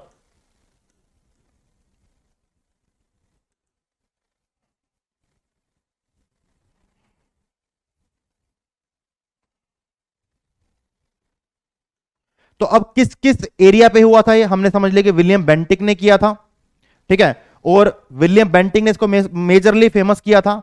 किस किस एरिया में किया गया था हम ये समझ लेते हैं। ये किया गया था सेंट्रल प्रोविंस में, basically northern part of India में, नॉर्दर्न पार्ट ऑफ इंडिया। जैसे कि जमींदारी सिस्टम ईस्टर्न साइड पे देखा जाता है, रियोतवारी सिस्टम साउदर्न साइड पे देखा गया, वैसे ही महालवारी सिस्टम करा गया सेंट्रल प्रोविंस में और नॉर्दर्न पार्ट ऑफ इंडिया में। याद रखना, अगर कुछ बेसिक भी लिख के आओगे ना अपने एग्जाम में तो काफी अच्छे मार्क्स मिलेंगे। और जैसे आपको मैं कुछ छोटे छोटे डायग्राम बना के दिखा रहा हूं, जैसे मैंने जमींदारी सिस्टम का डायग्राम बनाया कि एक तरफ ब्रिटिशर्स हैं, एक तरफ बीच में जमींदार हैं, एक तरफ किसान भाई हैं, पीजेंट हैं। आप अगर ऐसे डायग्राम अपने एग्जाम में बना के आते हो तो आपको ज्यादा मार्क्स मिलेंगे। अगर एक नंबर का भी क्वेश्चन है और आपको लगता है कि एक डायग्राम बन सकता है तो एक डायग्राम बना दो। डिमांड के बारे में क्वेश्चन है तो डिमांड का एक डायग्राम बना दिया, सप्लाई के बारे में तो सप्लाई का बना दिया। तो कुछ ट्राई करो कि डायग्राम की प्रैक्टिस करते रहो, और डायग्राम जितने भी इकोनॉमी के आंसर में आप डायग्राम बनाओगे, फ्लो चार्ट बनाओगे, आपको मार्क्स डेफिनेटली ज्यादा मिलेंगे ही मिलेंगे, इसमें कोई डाउट की बात नहीं है। अब इस सिस्टम को समझ लेते हैं और इसको हम यहां फिनिश करते हैं। अब देखो महाल कैसे बना, ग्रुप ऑफ विलेजेस से एक महाल बना। तो अब एक साइड पे ब्रिटिशर्स हैं और एक साइड पे महाल है।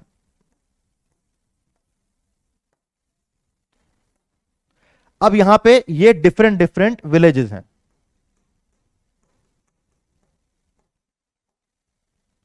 हर विलेजेस का एक हेडमैन है या फिर एक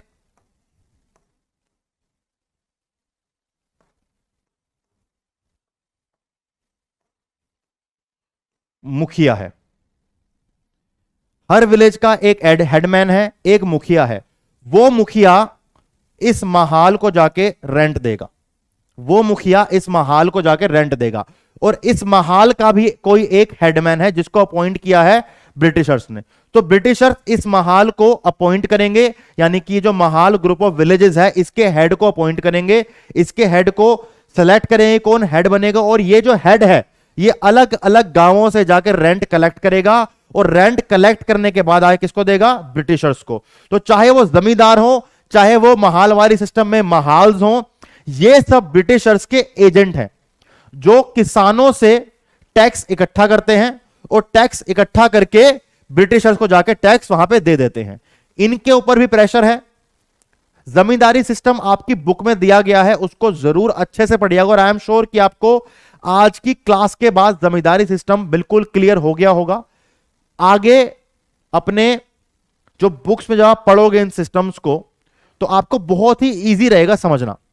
तो अब हमने तीनों सिस्टम कवर कर लिए हैं। हमने जमींदारी कवर कर लिया है, हमने रियोतवारी कवर कर लिया, हमने महालवारी भी कवर कर लिया, और तीनों को हमने विद द डायग्राम समझ भी लिया है। तो आइए आगे बढ़ते हैं। अब ये तो थी एक प्रॉब्लम कि लैंड रिवेन्यू सिस्टम की वजह से एक्सप्लॉइटेशन इतना बढ़ चुका था कि हमारे एग्रीकल्चर की डेवलपमेंट कभी हो ही नहीं पाई। Second, low level of technology. देखो जब इन्वेस्टमेंट बहुत कम है तो टेक्नोलॉजी अपने आप कम हो जाएगी।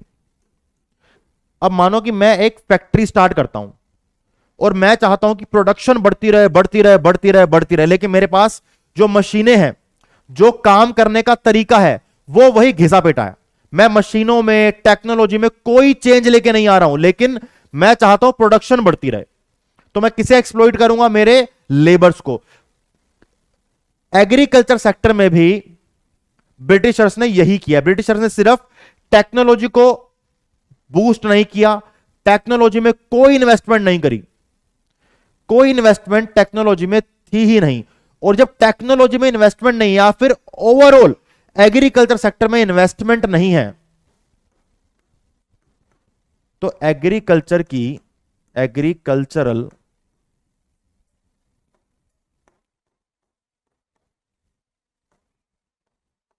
Development is not possible. ये सिंपल इकोनॉमिक लॉ है। अगर आप अपनी कंट्री में, अगर आप अपनी फैक्ट्री में, ऑफिस में इन्वेस्टमेंट नहीं कर रहे हो, तो आपको रिटर्न्स नहीं मिलेंगे। और एक टाइम बाद जाके इसी वजह से हमारे एग्रीकल्चर की हालात बहुत ज्यादा खराब हो चुके थे। उनके सिर्फ मजे ब्रिटिशर्स लूट रहे थे, जो हमारे एक्चुअल में किसान भाई थे उनके पास कुछ नहीं बचा था। सेकंड है हमारा, थर्ड पॉइंट है लैक ऑफ इरिगेशन फैसिलिटीज। ये भी सेम इन्वेस्टमेंट से ही रिलेटेड है। कोई भी ऐसा एफर्ट नहीं किया गया इरिगेशन फैसिलिटी को इंप्रूव करने के लिए, जिससे कि हमारे किसान भाइयों की, किसानों की कोई मदद की जा सके, उनकी कोई हेल्प की जा सके। हमने स्टार्टिंग में एक पॉइंट पढ़ा था कि एग्रीकल्चर सेक्टर में ब्रिटिशर्स ने ऐसा ऐसा काम किया कि उन्होंने ये डिसाइड कर लिया कि जो कल्टीवेशन उनको चाहिए, जो क्रॉप्स वो उगाना चाहते हैं, जो क्रॉप्स वो अपने ब्रिटेन में जाके बेचना चाहते हैं, जिन क्रॉप्स को वो as a raw material use करना चाहते हैं, सिर्फ उसी की कल्टीवेशन इंडिया में करवाई जाएगी। तो इंडिया की एग्रीकल्चर को कमर्शलाइज्ड किया गया। सुनने में ये वर्ड बहुत बढ़िया है, और इंडिया के अभी भी एग्रीकल्चर काफी हद तक कमर्शलाइज तरीके से काम करता है। लेकिन प्रॉब्लम यह है, इस कमर्शलाइज्ड का जो फायदा था वो हमारे किसानों को, वो हमारे देश के लोगों को नहीं हुआ। जो भी इससे पैसा कमाया गया उसका फायदा सिर्फ और सिर्फ ब्रिटिश के एडमिनिस्ट्रेशन को हुआ, ब्रिटिश की इकोनॉमिक डेवलपमेंट को हुआ, और ब्रिटेन को अपने घर में जाके हुआ। इंडिया में कोई फायदा नहीं हो। तो ये कुछ प्रॉब्लम्स थी एग्रीकल्चर सेक्टर की। इसके बाद हम नेक्स्ट सेक्टर कवर करेंगे, that is industrial sector. Industrial sector के हालात एग्रीकल्चर सेक्टर की तरह बहुत ज्यादा खराब थे। जैसे हमने समझा कि उन्होंने, ब्रिटिशर्स ने हमारे इंडिया को सिर्फ एक एज अ रॉ मटेरियल की फैक्ट्री की तरह यूज किया। उन्होंने सिर्फ यह समझा कि इंडिया को एक्सपोर्टर ऑफ रॉ मटेरियल की तरह यूज करना है, and as a market of finish goods use करना है। अब देखो, अगर इंडस्ट्रियल सेक्टर को बूस्ट करना था तो रॉ मटेरियल भारत से बाहर नहीं जाना चाहिए था। जब पूरा का पूरा रॉ मटेरियल भारत से बाहर चला गया, जब पूरा का पूरा रॉ मटेरियल भारत से बाहर चला गया, तो इंडिया के अंदर इंडस्ट्रियलाइजेशन होगा ही कैसे?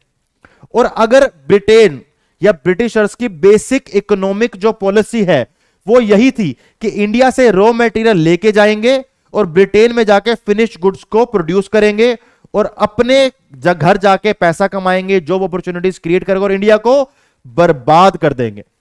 और उन्होंने किया। उनकी प्लानिंग, उनकी मैनेजमेंट 100% सही थी। आपने आगे जाके मैनेजमेंट बिजनेस स्टडीज में सब पढ़ना है, तो ध्यान रखना कभी भी आप लाइफ में कितना भी ऊपर चले जाओ, अपने एथिक्स से, अपने जमीन से, या आपके अंदर जो आपकी सच्चाई है, कभी भी उससे धोखा मत करना। किसी से भी धोखाधड़ी आप कर लोगे ना, आपको किसी ना किसी पॉइंट पे लाइफ में जो आपका कर्मा है वो बैकफायर करेगा ही करेगा। जितनी भी उन्होंने इंडिया को एक्सप्लॉइट किया है, अभी भी कोई इतने अच्छे हालात नहीं है ब्रिटेन के इकोनॉमिक अगर वे में देखा जाए तो। जो पुराने उन्होंने लोगों से लूटा हुआ है वही चल रहा है। कुछ टाइम बाद जाके ऐसा हो सकता है कि वो बर्बाद भी हो जाए। तो उन्होंने सिर्फ इंडिया को as a raw material use करने का सोचा, और उन्होंने सोचा कि हम इंडिया को मार्केट फॉर फिनिश गुड्स बनाएंगे, जो उन्होंने किया भी सही। साथ ही साथ उन्होंने हैंडीक्राफ्ट इंडस्ट्री को बिल्कुल बर्बाद कर दिया और हैंडीक्राफ्ट इंडस्ट्री बिल्कुल डिक्लाइंड हो गई। ये कुछ 4 पॉइंट हैं, इनको पढ़ लीजिए। ये आपकी बुक के अंदर एग्जैक्टली सेम लिखे हुए हैं। और ब्रिटिशर्स के टाइम पे इंडिया की जो इकोनॉमिक डेवलपमेंट के साथ साथ इंडस्ट्रियल सेक्टर बिल्कुल खत्म हो चुका था, क्योंकि उन्होंने इंडिया में इंडस्ट्रियलाइजेशन के बारे में कुछ कभी सोचा ही नहीं। During the second half of the 19th century, modern industry began to take root in India, but progress remained very slow. Initially, this development was confined to the setting up of cotton and jute textile mills. अब समझते हैं कि industry के साथ Britishers ने exactly किया क्या। हम वैसे तो ऑलरेडी ये बात पहले भी कर चुके हैं कि ब्रिटेन में इंडस्ट्रियलाइजेशन स्टार्ट हो चुका था। तो इंडिया को उन्होंने 2 तरीके से यूज किया। पहला उन्होंने कैसे यूज किया? पहले उन्होंने इंडिया से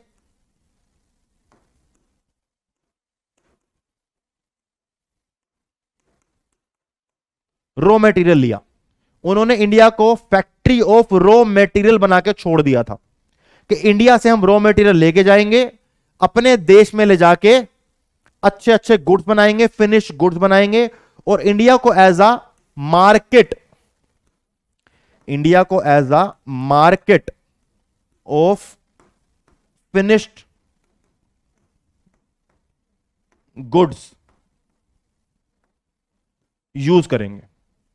तो उन्होंने इंडिया को रॉ मटेरियल की फैक्ट्री बनाया और फिनिश गुड्स की मार्केट बनाया, और दोनों तरफ से इंडिया को एक्सप्लॉइट किया। और साथ ही साथ इस गुड्स को बेच के, फिनिश गुड्स को बेच के जो वो इंडिया के अंदर पैसे कमाते थे, उन्होंने उस पैसे को ले जाके बाहर अपने देश में यूज किया, अपने देश की डेवलपमेंट के लिए यूज किया। यानी कि ऐसा नहीं किया कि जो पैसे उन्होंने यहां कमाए वो इंडिया में इन्वेस्ट करे, ऐसा उन्होंने नहीं किया।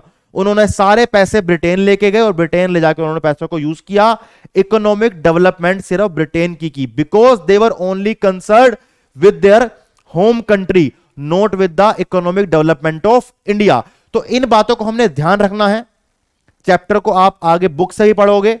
मैं ये किसी बच्चे को कभी नहीं बोलता कि आपको हमने जो पढ़ा दिया है वो आपका पूरा चैप्टर कवर तो हो जाएगा, लेकिन बुक, आपके बुक का सब्स्टिट्यूट कोई भी नहीं है। तो बुक अच्छे से और ध्यान से पढ़ो। हां, एक बात 100% है कि हमारे चैप्टर सुनने के बाद आपको बुक पढ़ने में कोई भी डिफिकल्टी नहीं आएगी। फर्स्ट पॉइंट देखो, ये वाला हो गया इंडस्ट्रियलाइजेशन वाला। सेकंड, हैंडीक्राफ्ट इंडस्ट्री के बारे में हमने पढ़ा कि हैंडीक्राफ्ट क्राफ्ट जो हमारी इंडस्ट्री थी उसको उन्होंने बिल्कुल डिक्लाइन कर दिया, यानी कि बर्बाद कर दिया, जिससे हमारे देश में अनएम्प्लॉयमेंट इंक्रीज हुई, अनएम्प्लॉयमेंट से पॉवर्टी इंक्रीज हुई। देखो ये ना एक साइकिल है, ये एक इकोनॉमिक साइकिल है। आज मैं तुम्हें साइकिल ही समझा देता हूं इकोनॉमी की, रुको इसे साफ करते हैं पहले।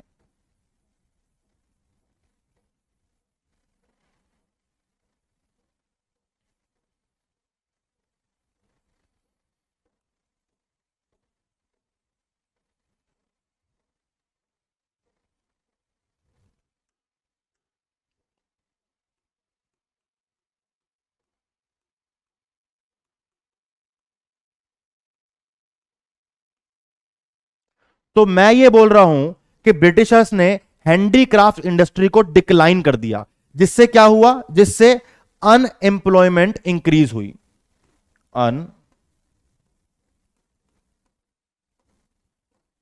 अनएम्प्लॉयमेंट इंक्रीज हुई। ठीक है, अनएम्प्लॉयमेंट इंक्रीज होने से क्या होगा, लोगों के पास पैसा कम हो जाएगा, लोगों की अगर नौकरियां जानी स्टार्ट हो जाएंगी तो उससे क्या होगा, जो उनकी परचेजिंग पावर है, जो उनके घरों का पैसा है वो खत्म हो जाएगा, यानी कि क्या होगा, भारत देश में या किसी भी देश में पॉवर्टी इंक्रीज होगी, पॉवर्टी बढ़ेगी। तो अनएम्प्लॉयमेंट और पॉवर्टी दोनों एक दूसरे के भाई हैं, सिक्के के दो पहलू हैं, साथ चलते हैं। अनएम्प्लॉयमेंट इंक्रीज होगी तो पॉवर्टी भी इंक्रीज होगी, अनएम्प्लॉयमेंट कम होगी तो पॉवर्टी भी कम होगी। जब पॉवर्टी बढ़ जाएगी देश के अंदर तो लोगों की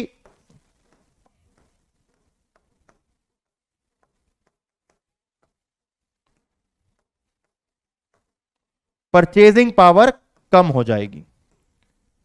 देखो ये अब उल्टा हो गया, अगर अनएम्प्लॉयमेंट बढ़ेगी पॉवर्टी बढ़ेगी, जैसे जैसे गरीबी बढ़ेगी वैसे वैसे परचेजिंग पावर कम हो जाएगी, यानी कि जब जेब में पैसा ही नहीं है, जब जेब खाली है तो आप सामान खरीदोगे कैसे, और जब आपके पास परचेजिंग पावर कम होगी तो आप पूरी इकोनॉमी के अंदर डिमांड ऑफ प्रोडक्ट्स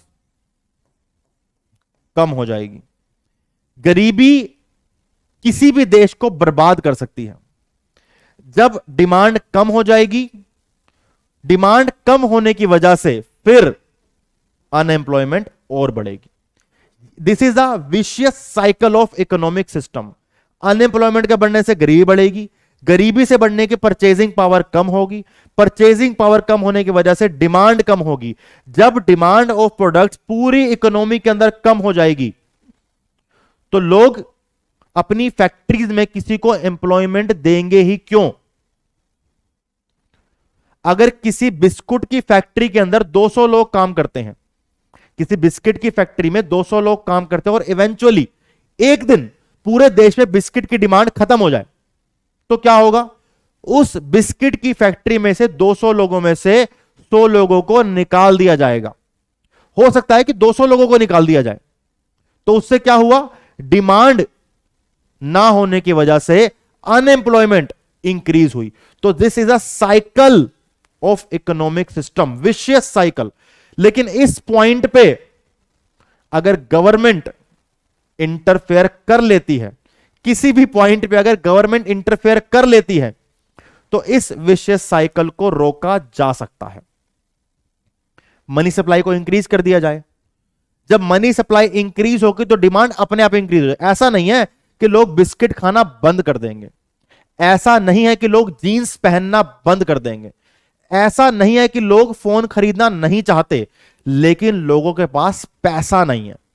तो गवर्नमेंट को मनी सप्लाई इंक्रीज करनी पड़ेगी, और जैसे ही गवर्नमेंट मनी सप्लाई इंक्रीज करेगी उसी टाइम यह विशेष साइकिल टूट जाती है। लेकिन अंग्रेजों ने कभी ऐसा नहीं किया, because they were not concerned with Indian economy. इसीलिए उन्होंने इस विशेष साइकिल को कभी टूटने ही नहीं दिया। उन्होंने इस विशेष साइकिल की वजह से इंडिया के गरीबों को, किसानों को रात दिन, every day, every night exploit किया। तो यह था भाई इकोनॉमिक साइकिल। अगर आप इकोनॉमी पसंद है आपको तो आप ऐसी चीजों को पढ़ते रहा करो। मुझे तो इकोनॉमी बहुत पसंद है और मेरा तो फेवरेट सब्जेक्ट है इकोनॉमी। मुझे लगता है इकोनॉमी से बढ़िया सब्जेक्ट ना तो कोई पूरी दुनिया में बना है और ना ही कभी कोई बनेगा। क्योंकि अगर आप ध्यान से देखो तो भाई आपके घर के आसपास हर जगह इकोनॉमी है। छोटी दुकान पे जाओ वहां भी इकोनॉमी है, वो भी भाई अपना हिसाब लगा रहा है कि भाई गोलगप्पे की रेडी लगाई है तो गोलगप्पे के लिए आटा कितने का आया, सूजी कितने की आई, पानी कितने खर्च हुए, बूंदी कितने की लेके आए, मसाला कितने का लेके आए, रेडी का खर्चा कितना है, एमसीडी वाला आके कितना पैसा लेगा, ये जो एक लड़का रखा है जो चटनी बनाएगा उसे कितने पैसे देने पड़ेंगे। ये सब क्या है? ये सब इकोनॉमी की समझ है। किस पर्टिकुलर प्लेस पे गोलगप्पे ज्यादा बिकेंगे वहीं पे गोलगप्पे की रेडी लगेगी। गोलगप्पे का एग्जांपल मैं बहुत बार देता हूं और आलू प्याज की भी इकोनॉमी का एग्जांपल बहुत बढ़िया। आपने कई बार देखा होगा कि जब प्याज की सप्लाई कम हो जाती है तो प्याज के प्राइसेस बढ़ जाते हैं। यह भी इकोनॉमी है। प्याज जो भारत के हर घर के अंदर यूज होता है, 10 रुपए किलो, 20 रुपए किलो, और एक कभी कभी वो 200 रुपए किलो भी पहुंच जाता है। क्यों? क्योंकि किसी कमोडिटी की अगर डिमांड चेंज नहीं होती है और उसकी सप्लाई कम हो जाएगी तो ऑटोमेटिकली उस प्रोडक्ट का प्राइस बढ़ जाएगा। थोड़ा सा हमने एक्स्ट्रा पढ़ लिया क्योंकि इकोनॉमी के अंदर तो पढ़ने के लिए बहुत कुछ है। इसके बाद हम बात करेंगे इनिशियली जब इंडस्ट्रियल सेक्टर में धीरे धीरे ऐसा देखने को लगा कि 1900 के आसपास कुछ इंडस्ट्रीज इंडिया में स्टार्ट हुई। उनमें से एक का नाम था टिस्को, उसके बारे में नेक्स्ट स्लाइड में पढ़ेंगे हम। तो कुछ कॉटन की इंडस्ट्रीज, कुछ जूट की इंडस्ट्रीज लगनी स्टार्ट हुई। अगर हम बात करते हैं कॉटन की इंडस्ट्री की तो कॉटन इंडस्ट्री कहां देखी गई? मोस्टली महाराष्ट्र में और गुजरात में। एंड इट वॉज एडमिनिस्ट्रेड और managed and it was controlled by Indian players, not by the government. मतलब इंडिया के पूंजीपतियों ने स्टार्ट कर दिया था इंडस्ट्रियलाइजेशन इंडिया में। उन्होंने कॉटन की मिल्स लगाई। उन्होंने बोला कि जब यहां से कॉटन ले जाके वहां पे फिनिश गुड्स बना के लाते हैं तो हम क्यों नहीं कर सकते, हम भी करेंगे। तो कुछ इंडिया के बड़े बड़े पूंजीपतियों ने, कुछ इंडिया के बड़े बड़े इकोनॉमिक प्लेयर्स ने यह स्टार्ट किया कि महाराष्ट्र और गुजरात साइड पे कॉटन की मिल्स लगनी स्टार्ट हुई। सेकंड बात करते हैं हम जूट की। जूट की मिल्स लगी ईस्टर्न साइड यानी कि बंगाल में। अगर आपने कभी सुना हो तो बांग्लादेश का जूट वर्ल्ड फेमस है। इतना एक्सपोर्ट होता है ना वहां पे उसके जूट का, बांग्लादेश के जूट का, कि उनकी इकोनॉमी का बहुत बड़ा पार्ट जूट के एक्सपोर्ट से इंफ्लुएंस है। हमारे बंगाल से भी बहुत जूट एक्सपोर्ट होता था। और अगर मैं आजादी से पहले की बात करूं तो Bangladesh was the part of India. 1947 के अंदर पाकिस्तान बना था ना वो, और फिर 1971 में वो एक अलग कंट्री बना। लेकिन आजादी से पहले it was the part of India. और वहां पे ब्रिटिशर्स ने ये पॉइंट समझ लिया था कि जूट से वो बहुत पैसे कमा सकते हैं, तो उन्होंने जूट का एक्सपोर्ट करना स्टार्ट किया। इसीलिए उन्होंने जूट किसी प्राइवेट प्लेयर के हाथों में नहीं जाने दिया। So the jute mills or jute factories in the Bengal was controlled by British government। ठीक है, तो धीरे धीरे 1900 के आसपास कुछ कुछ इंडस्ट्रीज इंडिया में स्टार्ट हुई, जिसमें से कॉटन भी थी, जूट भी थी। कॉटन स्टार्ट हुई आपकी महाराष्ट्र में, गुजरात में। जूट स्टार्ट हुआ बंगाल में। Cotton industry that time was control by Indian players, indigenous लोगों ने इंडस्ट्री लगाई कॉटन की। Jute was the major export part, major export एक यूनिट था, मेजर एक्सपोर्ट का प्रोडक्ट था जो बंगाल से पूरी दुनिया में एक्सपोर्ट होता था, और उसको कंट्रोल किया खुद ब्रिटिश गवर्नमेंट ने। ठीक है, आगे बढ़ते हैं। तो 1900 के आसपास कुछ हमें स्टील इंडस्ट्री देखने को मिली इंडिया में, कुछ आयरन इंडस्ट्री देखने को मिली। इनमें से सबसे बड़ा जो नाम सामने आया वो था TISCO. Tata iron and steel company was incorporated in 1907। रट लो, सीयूटी में क्वेश्चन आएगा ये वाला। आपका सिलेबस है ना, सीयूटी में ऐसे ही क्वेश्चन आएंगे कि टिस्को किस ईयर में इनकॉर्पोरेट हुई थी या किस ईयर में बनाई गई थी। 1907 इज द आंसर। इसलिए मैंने स्पेशली ये लाइन लिखी है कि आई विश कि आप हमारी क्लास से पढ़ के सीयूटी में भी अपने एग्जाम को क्लियर कर पाओ। सेकंड पॉइंट है, there was hardly any capital goods industry to help promote further industrialisation in India. एक इंडस्ट्री थी,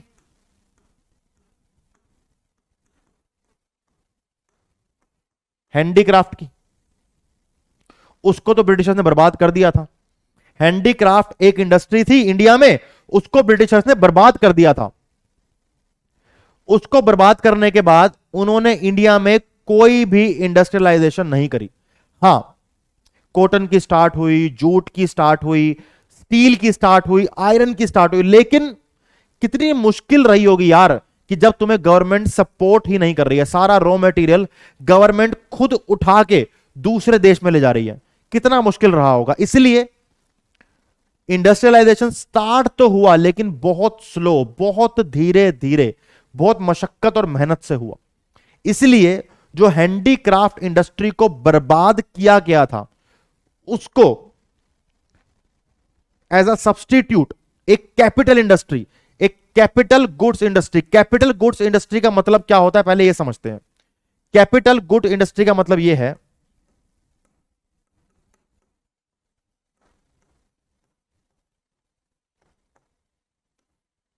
जिसमें मशीन्स बनती हैं,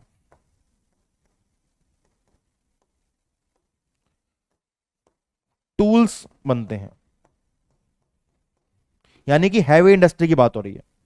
कैपिटल गुड का मतलब ही यही है। एक फैक्ट्री का कैपिटल गुड्स क्या होता है? मशीनरी होती है, जिसका डेप्रिसिएशन भी ईयर बाय ईयर होता है। आपके प्यारे निक्कू भैया, हमारे निखिल से आपको अकाउंट पढ़ाएंगे तो कैपिटल गुड्स के बारे में बहुत बढ़िया तरीके से आपको बताएंगे, कैसे उनकी एंट्री होती है, कैसे डेप्रिसिएशन होता है। हम यह समझते हैं इकोनॉमिक पॉइंट ऑफ व्यू से कैपिटल गुड्स का मतलब क्या, और कैपिटल गुड्स किसी भी इंडस्ट्री के लिए बहुत इंपॉर्टेंट क्यों है। कैपिटल गुड्स के बिना कोई इंडस्ट्री हो ही नहीं सकती है। किसी फैक्ट्री में मानो मशीन ही नहीं है तो वहां पे जो लेबर जाके डांस करेगी कि नाचो पार्टी करो, ये खाओ पियो ऐश करो, पिज्जा ऑर्डर करो, बर्गर ऑर्डर करो, अपना ऐश करो, खाओ पियो, घर जाओ, कोई सैलरी नहीं मिलती है ऐसा कुछ करने की। तो किसी फैक्ट्री को, किसी इंडस्ट्री को चलाने के लिए कैपिटल गुड्स की बहुत जरूरत होती है, और इंडिया में ऐसी कैपिटल गुड की इंडस्ट्री कोई भी नहीं लग रही थी। आयरन एंड स्टील स्टार्ट हुआ था, बहुत धीरे धीरे स्टार्ट हो रहा था, बहुत स्लो प्रोसेस था। इसीलिए ब्रिटिशर्स के टाइम पे इंडिया में इंडस्ट्रियलाइजेशन नहीं देखी गई। Less contribution on industrial sector in GDP. Obviously जब कंट्रीब्यूशन ही नहीं है, जब डेवलपमेंट ही नहीं है, तो फिर डीडीपी के अंदर कैसे वो कंट्रीब्यूट करेंगे। आगे बढ़ते हैं, नेक्स्ट बात करेंगे हम फॉरेन ट्रेड की। भाई फॉरेन ट्रेड में जो अंग्रेजों ने दिमाग लगाया था ना, वो तो मतलब बिल्कुल पसंद नहीं है मुझे लोग, लेकिन अगर मैं as a business point of view से बात करूं तो भाई उनकी तारीफ करनी चाहिए। उन्होंने इतना बढ़िया सिस्टम बनाया। उन्होंने क्या किया, उन्होंने पूरे फॉरेन ट्रेड पे मोनोपोली कर ली। उन्होंने इंडिया को एक्सपोर्टर ऑफ रॉ मटेरियल बनाया, उन्होंने इंपोर्टर ऑफ फिनिश गुड्स बनाया और ड्रेन ऑफ इंडिया वेल्थ किया। हम इस क्लास में पहले एक्सपोर्टर ऑफ रॉ मटेरियल के पॉइंट को, इंपोर्टर ऑफ फिनिश गुड्स के पॉइंट को कवर कर चुके हैं। हम अब कवर करेंगे पहले पॉइंट को, British monopoly on foreign trade and drain of Indian wealth. इन दोनों चीजों को हम कवर करेंगे। तो पहला हमारा पॉइंट है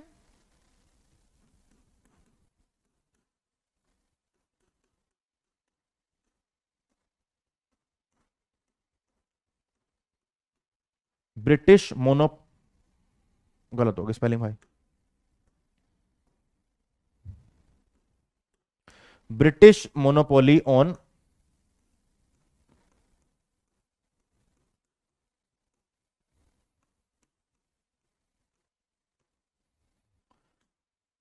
तो पहले समझेंगे कि ब्रिटिशर्स ने फॉरेन ट्रेड पे कैसे मोनोपोली करी थी। अब इसको ना मुझे लगता है कि समझने के लिए कोई बहुत दिमाग नहीं लगाना। मुझे लगता है ये सारे पॉइंट हम ऑलरेडी कवर कर चुके हैं। उन्होंने ये समझ लिया था कि इंडिया के पास रॉ मटेरियल, इंडिया के पास रॉ मटेरियल बहुत ज्यादा है, और उन्होंने ये ठान भी लिया था कि इस सारे रॉ मटेरियल को सिर्फ वही यूज करेंगे। तो उन्होंने बोला कि अराउंड 50 to 60% जो इंडिया का एक्सपोर्ट था, that was controlled and dominated by Britishers only. वो सिर्फ अपने देश में लेके जाया करते थे। कुछ कंट्रीज को उन्होंने अलाउ किया कि इंडिया, कुछ कंट्री से जो इंडिया की प्राइवेट प्लेयर्स थे या फिर जो टोटल खेती होती थी या जो भी हम प्रोडक्शन करते थे, कुछ अलाउ के कुछ कंट्री के साथ आप एक्सपोर्ट कर सकते हो। और वो कंट्रियां कौन कौन सी हैं? चाइना, श्रीलंका और ईरान। इन 3 कंट्री के साथ उन्होंने अलाउ किया कि आप एक्सपोर्ट कर सकते हो। लेकिन मेजरली जो एक्सपोर्ट था वो सिर्फ लंदन और ब्रिटेन में ही जा रहा था। साथ साथ इसको आप थोड़ा अगर चाहो तो नोट कर सकते हो, क्योंकि मैं इसको अभी इरेज करूंगा, क्योंकि हम फॉरेन ट्रेड में कुछ पॉइंट और भी कवर करेंगे। तो ब्रिटिश मोनोपोली हो चुकी थी एक तरीके से फॉरेन ट्रेड पे, कि जितना भी फॉरेन ट्रेड होगा वो ब्रिटिशर्स अपने पास लेके जाएंगे।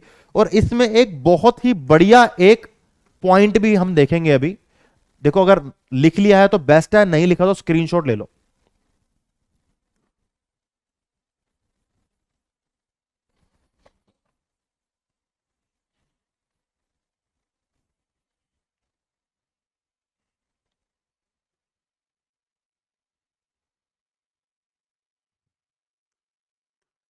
हम जब भी इंडियन इकोनॉमी के बारे में बात करते हैं तो हमें न्यूज में एक्सपोर्ट सरप्लस, एक्सपोर्ट डेफिसिट, ये सब देखने को मिलता है।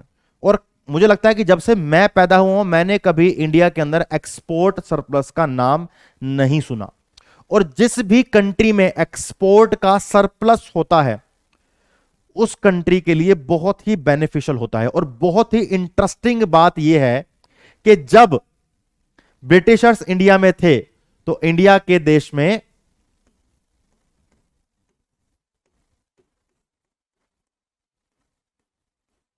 एक्सपोर्ट सरप्लस था, यानी कि export was greater than import. क्योंकि जब सारा का सारा रॉ मटेरियल हमारे अंग्रेज भाई, हमारे अंग्रेज दोस्त हमारे देश से लेके जा रहे थे, तो ऑब्वियसली एक्सपोर्ट तो सरप्लस होगा ही होगा। एक्सपोर्ट सरप्लस था, लेकिन जो उस एक्सपोर्ट से जो पैसे इंडिया में आते थे उनको यूज कहां किया गया? उनको यूज किया गया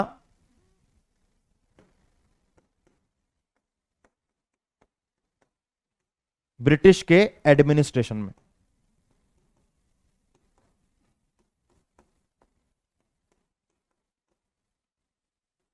ब्रिटेन की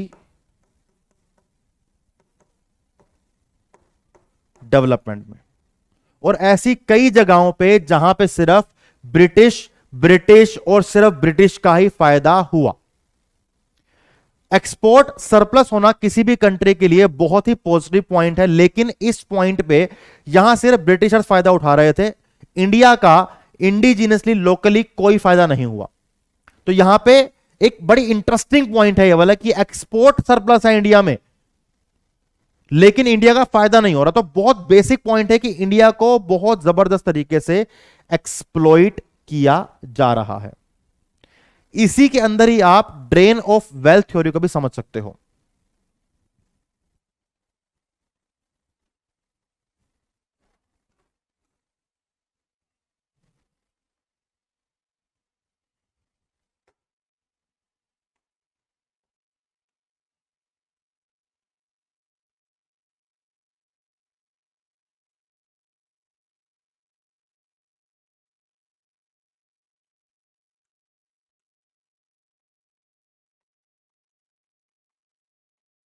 ड्रेन ऑफ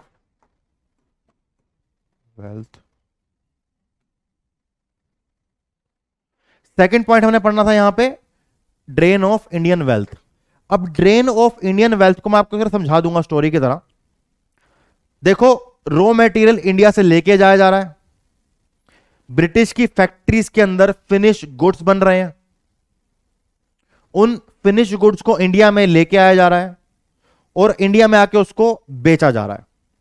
ठीक है, रॉ मटेरियल इंडिया से लिया, रॉ मटेरियल को ब्रिटिश में ले गए, लंदन में ले गए, उन रॉ मटेरियल से फिनिश गुड्स बनाया, उसको आके इंडिया में बेचा। अब इससे ब्रिटिशर्स की कमाई हुई और पैसा आ कहां से रहा है? पैसा ब्रिटिशर्स का दो तरीके से आ रहा है, एक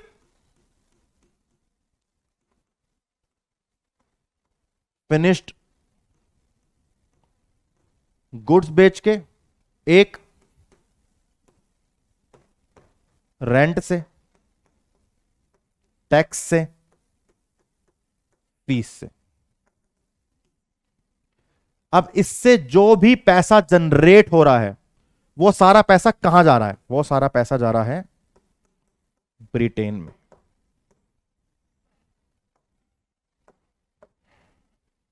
अभी प्रेजेंटली हमारी गवर्नमेंट हमसे जीएसटी लेती है, लेकिन उस जीएसटी को, उस टैक्स को कंट्री की डेवलपमेंट के लिए यूज किया जाता है। लेकिन ब्रिटिशर्स ऐसा नहीं कर रहे थे। ब्रिटिशर्स फिनिश गुड्स को बेच के यहां पैसे कमा रहे थे, रेंट, टैक्स, फीस से पैसे कमा रहे थे और उस पूरे फीस को, उस पूरे पैसे को वो कहां ले जा रहे थे? ब्रिटेन में। ब्रिटेन में ले जाके वो ब्रिटेन की डेवलपमेंट कर रहे थे। उन्होंने हमारे ही पैसों को हमारी जेब से निकाला, हमारे ही रॉ मटेरियल को हमारे खेतों से निकाला और उसे यूज कहां किया? उस पैसे को यूज कहां पे किया? उस पैसे को यूज किया उन्होंने ब्रिटेन की डेवलपमेंट में, जो बहुत ही गलत बात थी। उसकी वजह से हम आज तक सफर कर रहे हैं।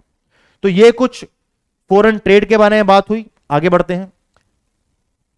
एक आप पॉइंट पढ़ेंगे बुक में अपना, आप सुएज कैनाल के बारे में, opening of Suez canal.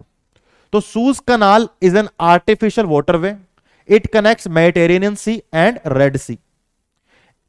It's opening in 1869 reduced the cost of transportation and made access to the Indian market easier. Yes, it is the most important canal, most important water route way for the export and import between India and Europe. आज के time में भी ये बहुत important है Asian countries के लिए और यूरोपियन कंट्रीज के लिए। अगर यहां पे सूज कनाल ना हो तो उनका पूरा अफ्रीका घूम के जाना पड़ेगा। लेकिन इस सूज कनाल को पहले बंद थी। यूरोपियन ने अपने एक्सपोर्ट को बढ़ाने के लिए कि इंडिया को इजीली कनेक्ट किया जाए यूरोप से, एक्सपोर्ट बढ़ाने के लिए रॉ मटेरियल को इंडिया से वहां लेके जाने के लिए उन्होंने सूज कनाल को ओपन किया कि इसको खोलो, हमें इंडिया को ओवर एक्सप्लॉइट करना है, अभी बाकी रह गया है। तो उन्होंने 1869 में सुएज कनाल को ओपन किया। आइए एक बार देखते हैं सुएज कनाल है कहां पे। देखो ये जो पॉइंट है, देखो ये वाला, ये यहां पे है सुएज कनाल। ये है हमारा इजिप्ट, यहां पे है सूडान, ये हमारा है रेड सी, ये है हमारा मेडिटेरेनियन सी, ये पूरा। तो Suez canal connects Mediterranean sea and red sea. यहां पे ये वाला एरिया है इजराइल, ये ऊपर टर्की। और अगर आप न्यूज थोड़ी बहुत देखते हो तो ये न्यूज में हमेशा रहता है। एक बार इस मैप को आराम से देख लो। ये सुएज कनाल है, यहां पे इस तरफ यहां पे इंडिया है, इस वाले यहां पे इंडिया, देखो ये इंडियन ओशन आ गया ना, ये इंडियन ओशन है, तो यहां पे इंडिया है, इस तरफ इंडिया है। उसके हम थोड़ा और ईस्ट में जाएंगे तो इंडिया आएगा, वेस्ट में आएंगे तो यहां पे ये रेड सी है, यहां पे ये सुएज कनाल है।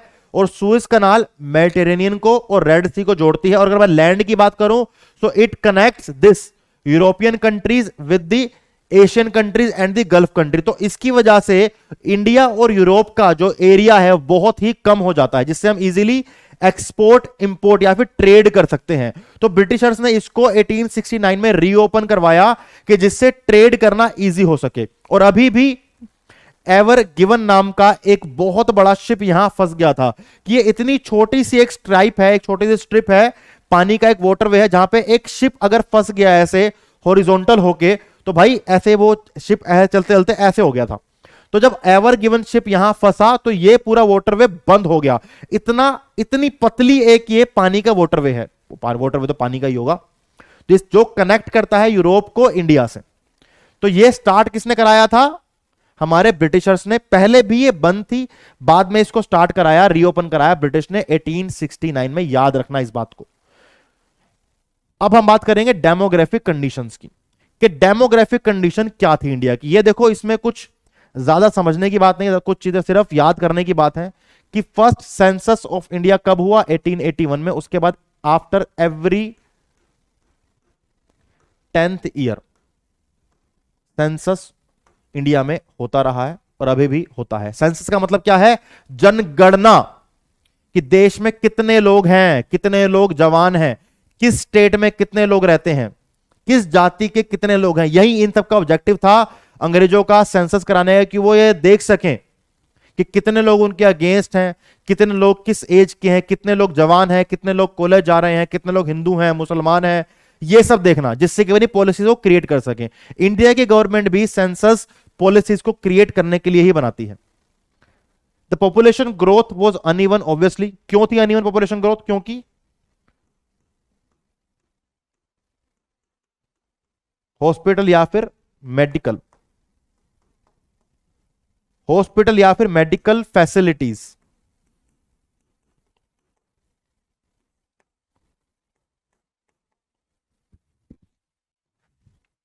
हॉस्पिटल फैसिलिटीज या मेडिकल फैसिलिटीज बहुत ही खराब थी, क्योंकि ब्रिटिशर्स ने कभी इन चीजों पे ध्यान ही नहीं दिया। डिस्पेंसरीज नहीं खोली, अच्छे हॉस्पिटल नहीं बनाए, अच्छी मेडिकल फैसिलिटीज नहीं बनाई। अभी भी इंडिया के अंदर अगर मेडिकल, गवर्नमेंट मेडिकल फैसिलिटीज की बात की जाए तो कोई बहुत अच्छी नहीं है, उसको और इंप्रूव करना चाहिए। इतनी बड़ी कंट्री है, इतना हमारा नाम है पूरी दुनिया में, और उस टाइम पे तो बद से बदतर थी। इसी वजह से जो पॉपुलेशन ग्रोथ है वो अनइवन थी। अगर कोई फेमाइन आ जाएगा, जैसे बंगाल फेमाइन आया, तो उसको कंट्रोल करने के लिए मेडिसिन नहीं है।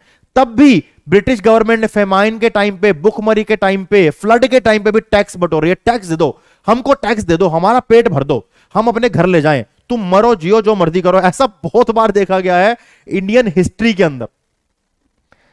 Overall literacy rate 16%। अगर मैं बात करता हूं पर्टिकुलर वुमेन की, तो कितनी थी? 7%। कम नहीं है, बहुत कम है, क्योंकि सोशल एरियाज पे ब्रिटिशर्स ने कभी काम नहीं किया। हॉस्पिटलाइजेशन पे काम नहीं किया, हॉस्पिटल्स पे नहीं किया, मेडिकल फैसिलिटीज पे नहीं किया, एजुकेशन पे नहीं किया। सिर्फ ड्रामेबाजी करी कि हम एजुकेशन पॉलिसी बनाएंगे।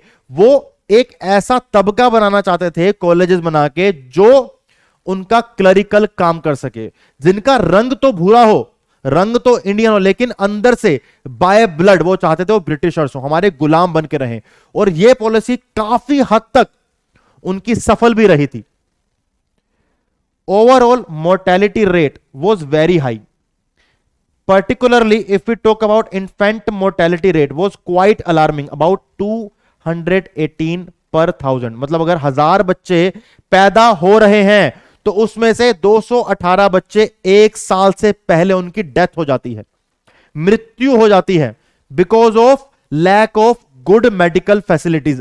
Right now this number is around 26-27, but that time the number was 218 per 1000। infant mortality rate थी 218 per 1000, अब है 27 या 26।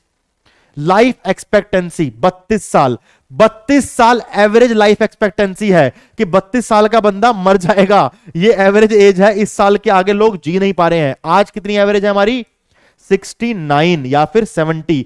This is our average age right now.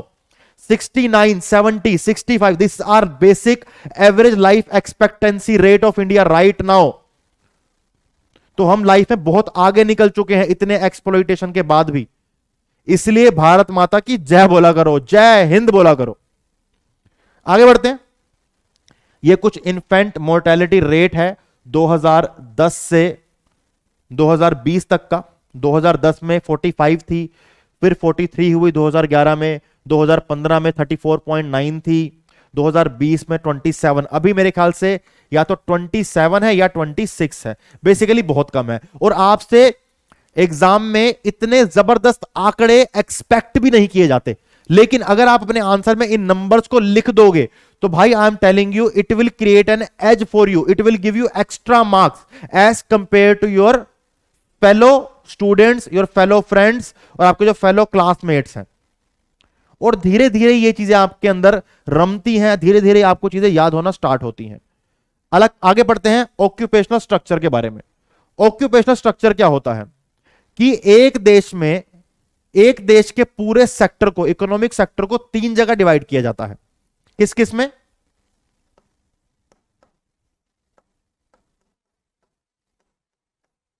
Agriculture sector में,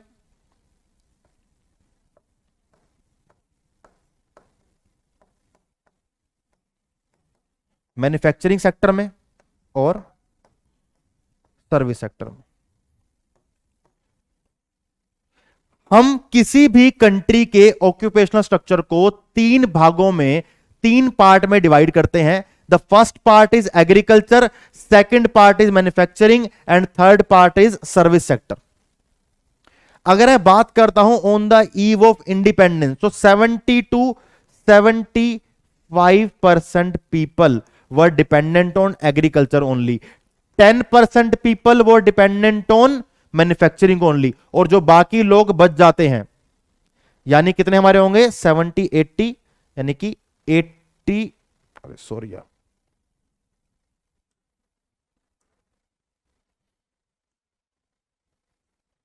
यानी कि 15 to 20% people were dependent on service sector. ठीक है, 70 to 75% were dependent on agriculture, 10% were dependent on manufacturing. इन दोनों में से जो बाकी बचेंगे 15 to 20% were dependent on service sector. हम प्रेजेंट की बात करते हैं कि प्रेजेंटली इंडिया का ऑक्यूपेशनल स्ट्रक्चर क्या है। मैं एग्रीकल्चर की बात करता हूं तो around 46% people are dependent on agriculture, 26% people were dependent on manufacturing, और अगर हम इन दोनों को जोड़ लिया जाए around 28% people are dependent on service sector. यानी कि अगर मैं बोलूं कि हमारे देश में 100 लोग एम्प्लॉयड हैं, 100 लोग नौकरी करते हैं, 100 लोग काम करते हैं, तो उसमें से 46 लोग एग्रीकल्चर सेक्टर में हैं, 26 लोग मैन्युफैक्चरिंग सेक्टर में हैं और 28 लोग सर्विस सेक्टर में हैं। और अगर बात करता हूं on the eve of independence, जो इस चैप्टर का नाम है, तो 70 to 75% people were dependent on agriculture, 10% people, only 10% people were dependent on manufacturing sector, and rest 15 to 20% people were dependent on service sector. Yes, ये है हमारा ऑक्यूपेशनल स्ट्रक्चर इंडिपेंडेंस के टाइम का और आज के टाइम का। पहला है एग्रीकल्चर की बात करता है, दूसरा बात करता है मैन्युफैक्चरिंग की, तीसरी बात करता है सर्विस की। ठीक है भाई, ये हुआ ऑक्यूपेशनल स्ट्रक्चर। ऑक्यूपेशनल स्ट्रक्चर मतलब क्या है? What is the meaning of occupational structure? Is occupational structure is the distribution of working professionals in different sectors across the region. Every economy is segregated based on its occupational structure, namely agriculture, industrial or manufacturing sector and service sector. So yes, we can divide every economy into 3 sector. The first is agriculture, second is manufacturing, third is service sector. और आपके सामने आंकड़े भी लिखे हुए हैं कि independence के टाइम पे कितने लोग डिपेंडेंट थे इन सेक्टर्स पे, और right now presently I am talking about 2021-22 these people are dependent on different sectors. आगे बढ़ते हैं। इंफ्रास्ट्रक्चर, बहुत लोगों से मैंने ये सुना है कि अगर ब्रिटिशर्स ना होते हमारे पास रेलवे नहीं होती, अगर ब्रिटिशर्स ना होते हमारे पास पोर्ट नहीं होते, अगर ब्रिटिशर्स ना होते हमारे पास वाटर ट्रांसपोर्ट नहीं होता। ऐसा कुछ भी नहीं है, सब होता। वो नहीं करते ना तो हम खुद कर लेते, अभी भी कर रहे हैं। रेलवे, पोर्ट, वाटर ट्रांसपोर्ट, कोई भी इंफ्रास्ट्रक्चर, इवन कोई भी ऑफिस, कोई भी बिल्डिंग, कोई भी स्कूल, कोई भी कॉलेज, ये सब किसके लिए बनाया गया था? ब्रिटिशर्स के फायदे के लिए। इसका सिर्फ एक ही मोटिव था,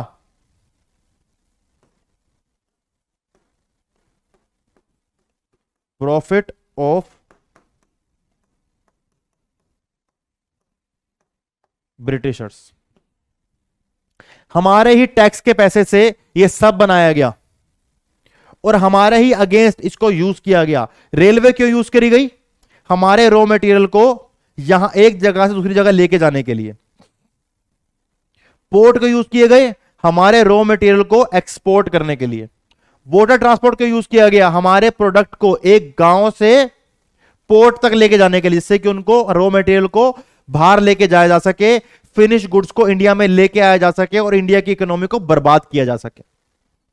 हां, रेलवे उन्होंने बनाई जरूर, लेकिन जिस दिन वो हमारे देश को छोड़ के गए तो रेलवे हमारे लिए एक एसेट नहीं, एक लायबिलिटी थी। इतनी बर्बाद थी ना रेलवे उस टाइम पे, हमें कितनी मेहनत करनी पड़ी। अभी तक मेहनत कर रहे हैं रेलवे को सुधारने के लिए, हम 100% अभी तक नहीं कर पाए हैं। बहुत टाइम लगेगा, बहुत टाइम लगेगा। पुअर रोड्स, हमारे पैसे से हमारे लिए रोड बनाई, लेकिन जो उस टाइम का ट्रांसपोर्ट था on the eve of independence, जो ट्रांसपोर्टेशन था वो रोड उसके लिए फिट ही नहीं थी। इन रोड्स का सिर्फ एक ही काम था,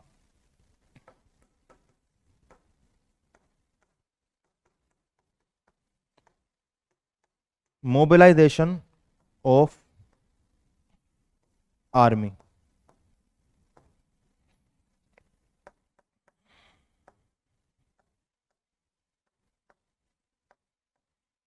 मूवमेंट ऑफ गुड्स। उन्होंने रोड्स बनाई, रेलवे बनाई, पोर्ट्स बनाए, किसके लिए? अपने फायदे के लिए।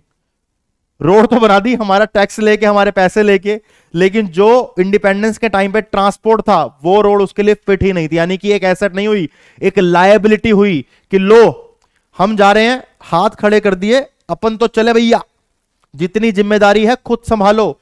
देश चाहिए था ना, लो दे दिया, अब बर्बाद होते रहो।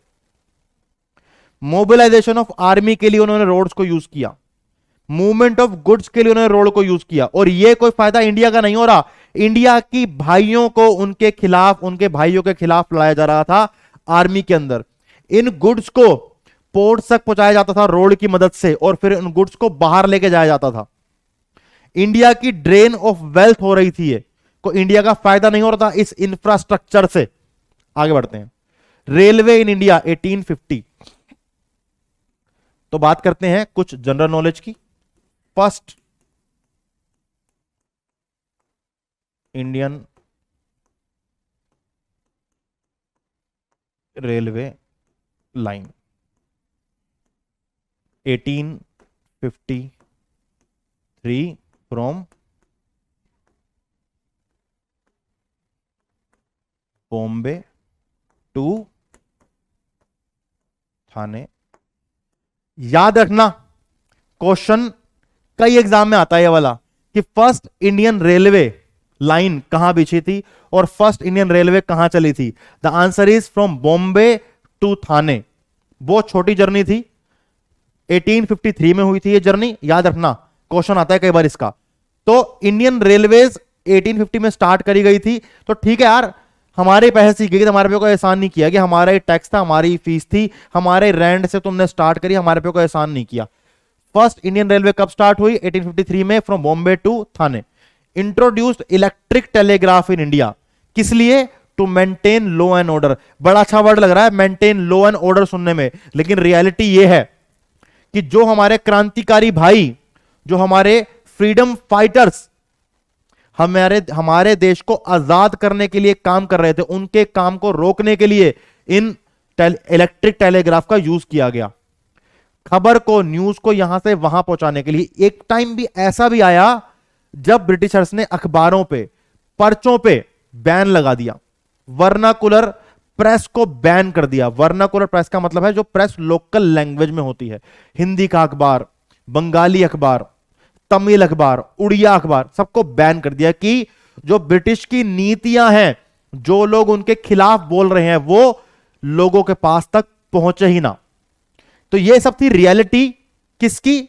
ब्रिटिश गवर्नमेंट की। आज के इस चैप्टर में हमने ये सब अच्छे से कवर कर लिया है कि on the eve of independence Indian economy के क्या हालात थे। हमने स्टार्टिंग से लेकर अभी तक सब कुछ समझ लिया है। एक बार स्टार्टिंग में चलते हैं, आओ। देखो, हमने इंट्रोडक्शन कर लिया, हमने लो level of economic development under the colonial rule का बेसिक भी समझ लिया, हमने एग्रीकल्चर सेक्टर भी समझ लिया, हमने इंडस्ट्रियल सेक्टर भी समझ लिया, हमने फॉरेन ट्रेड भी समझ लिया, हमने डेमोग्राफिक कंडीशन भी समझ ली, ऑक्यूपेशनल स्ट्रक्चर भी समझ लिया, हमने इंफ्रास्ट्रक्चर भी समझ लिया। तो जो जो टॉपिक आपके चैप्टर में है उसके साथ साथ देशभक्ति की बातें, मोटिवेशनल की बातें सारी हमने कर ली हैं। आई एम श्योर कि आज की वीडियो देखने के बाद, आज की वन शॉर्ट वीडियो देखने के बाद जब आपने चैप्टर को पढ़ोगे तो चैप्टर आपको ऐसे ऐसे ऐसे समझ आएगा। तो मेरा नाम है साहिल मदान, मैं हूं आपकी इकोनॉमिक फैकल्टी। ऐसे ही मैं आपके लिए बढ़िया बढ़िया वीडियोस, वन शॉट वीडियोस लेके आता रहूंगा और आपके एग्जाम में आपको 100% मार्क्स दिलाता रहूंगा। Thank you so much. आज के लेक्चर को हम यहीं पे खत्म करते हैं। चलते हैं अपने हम लास्ट स्लाइड पे दोबारा।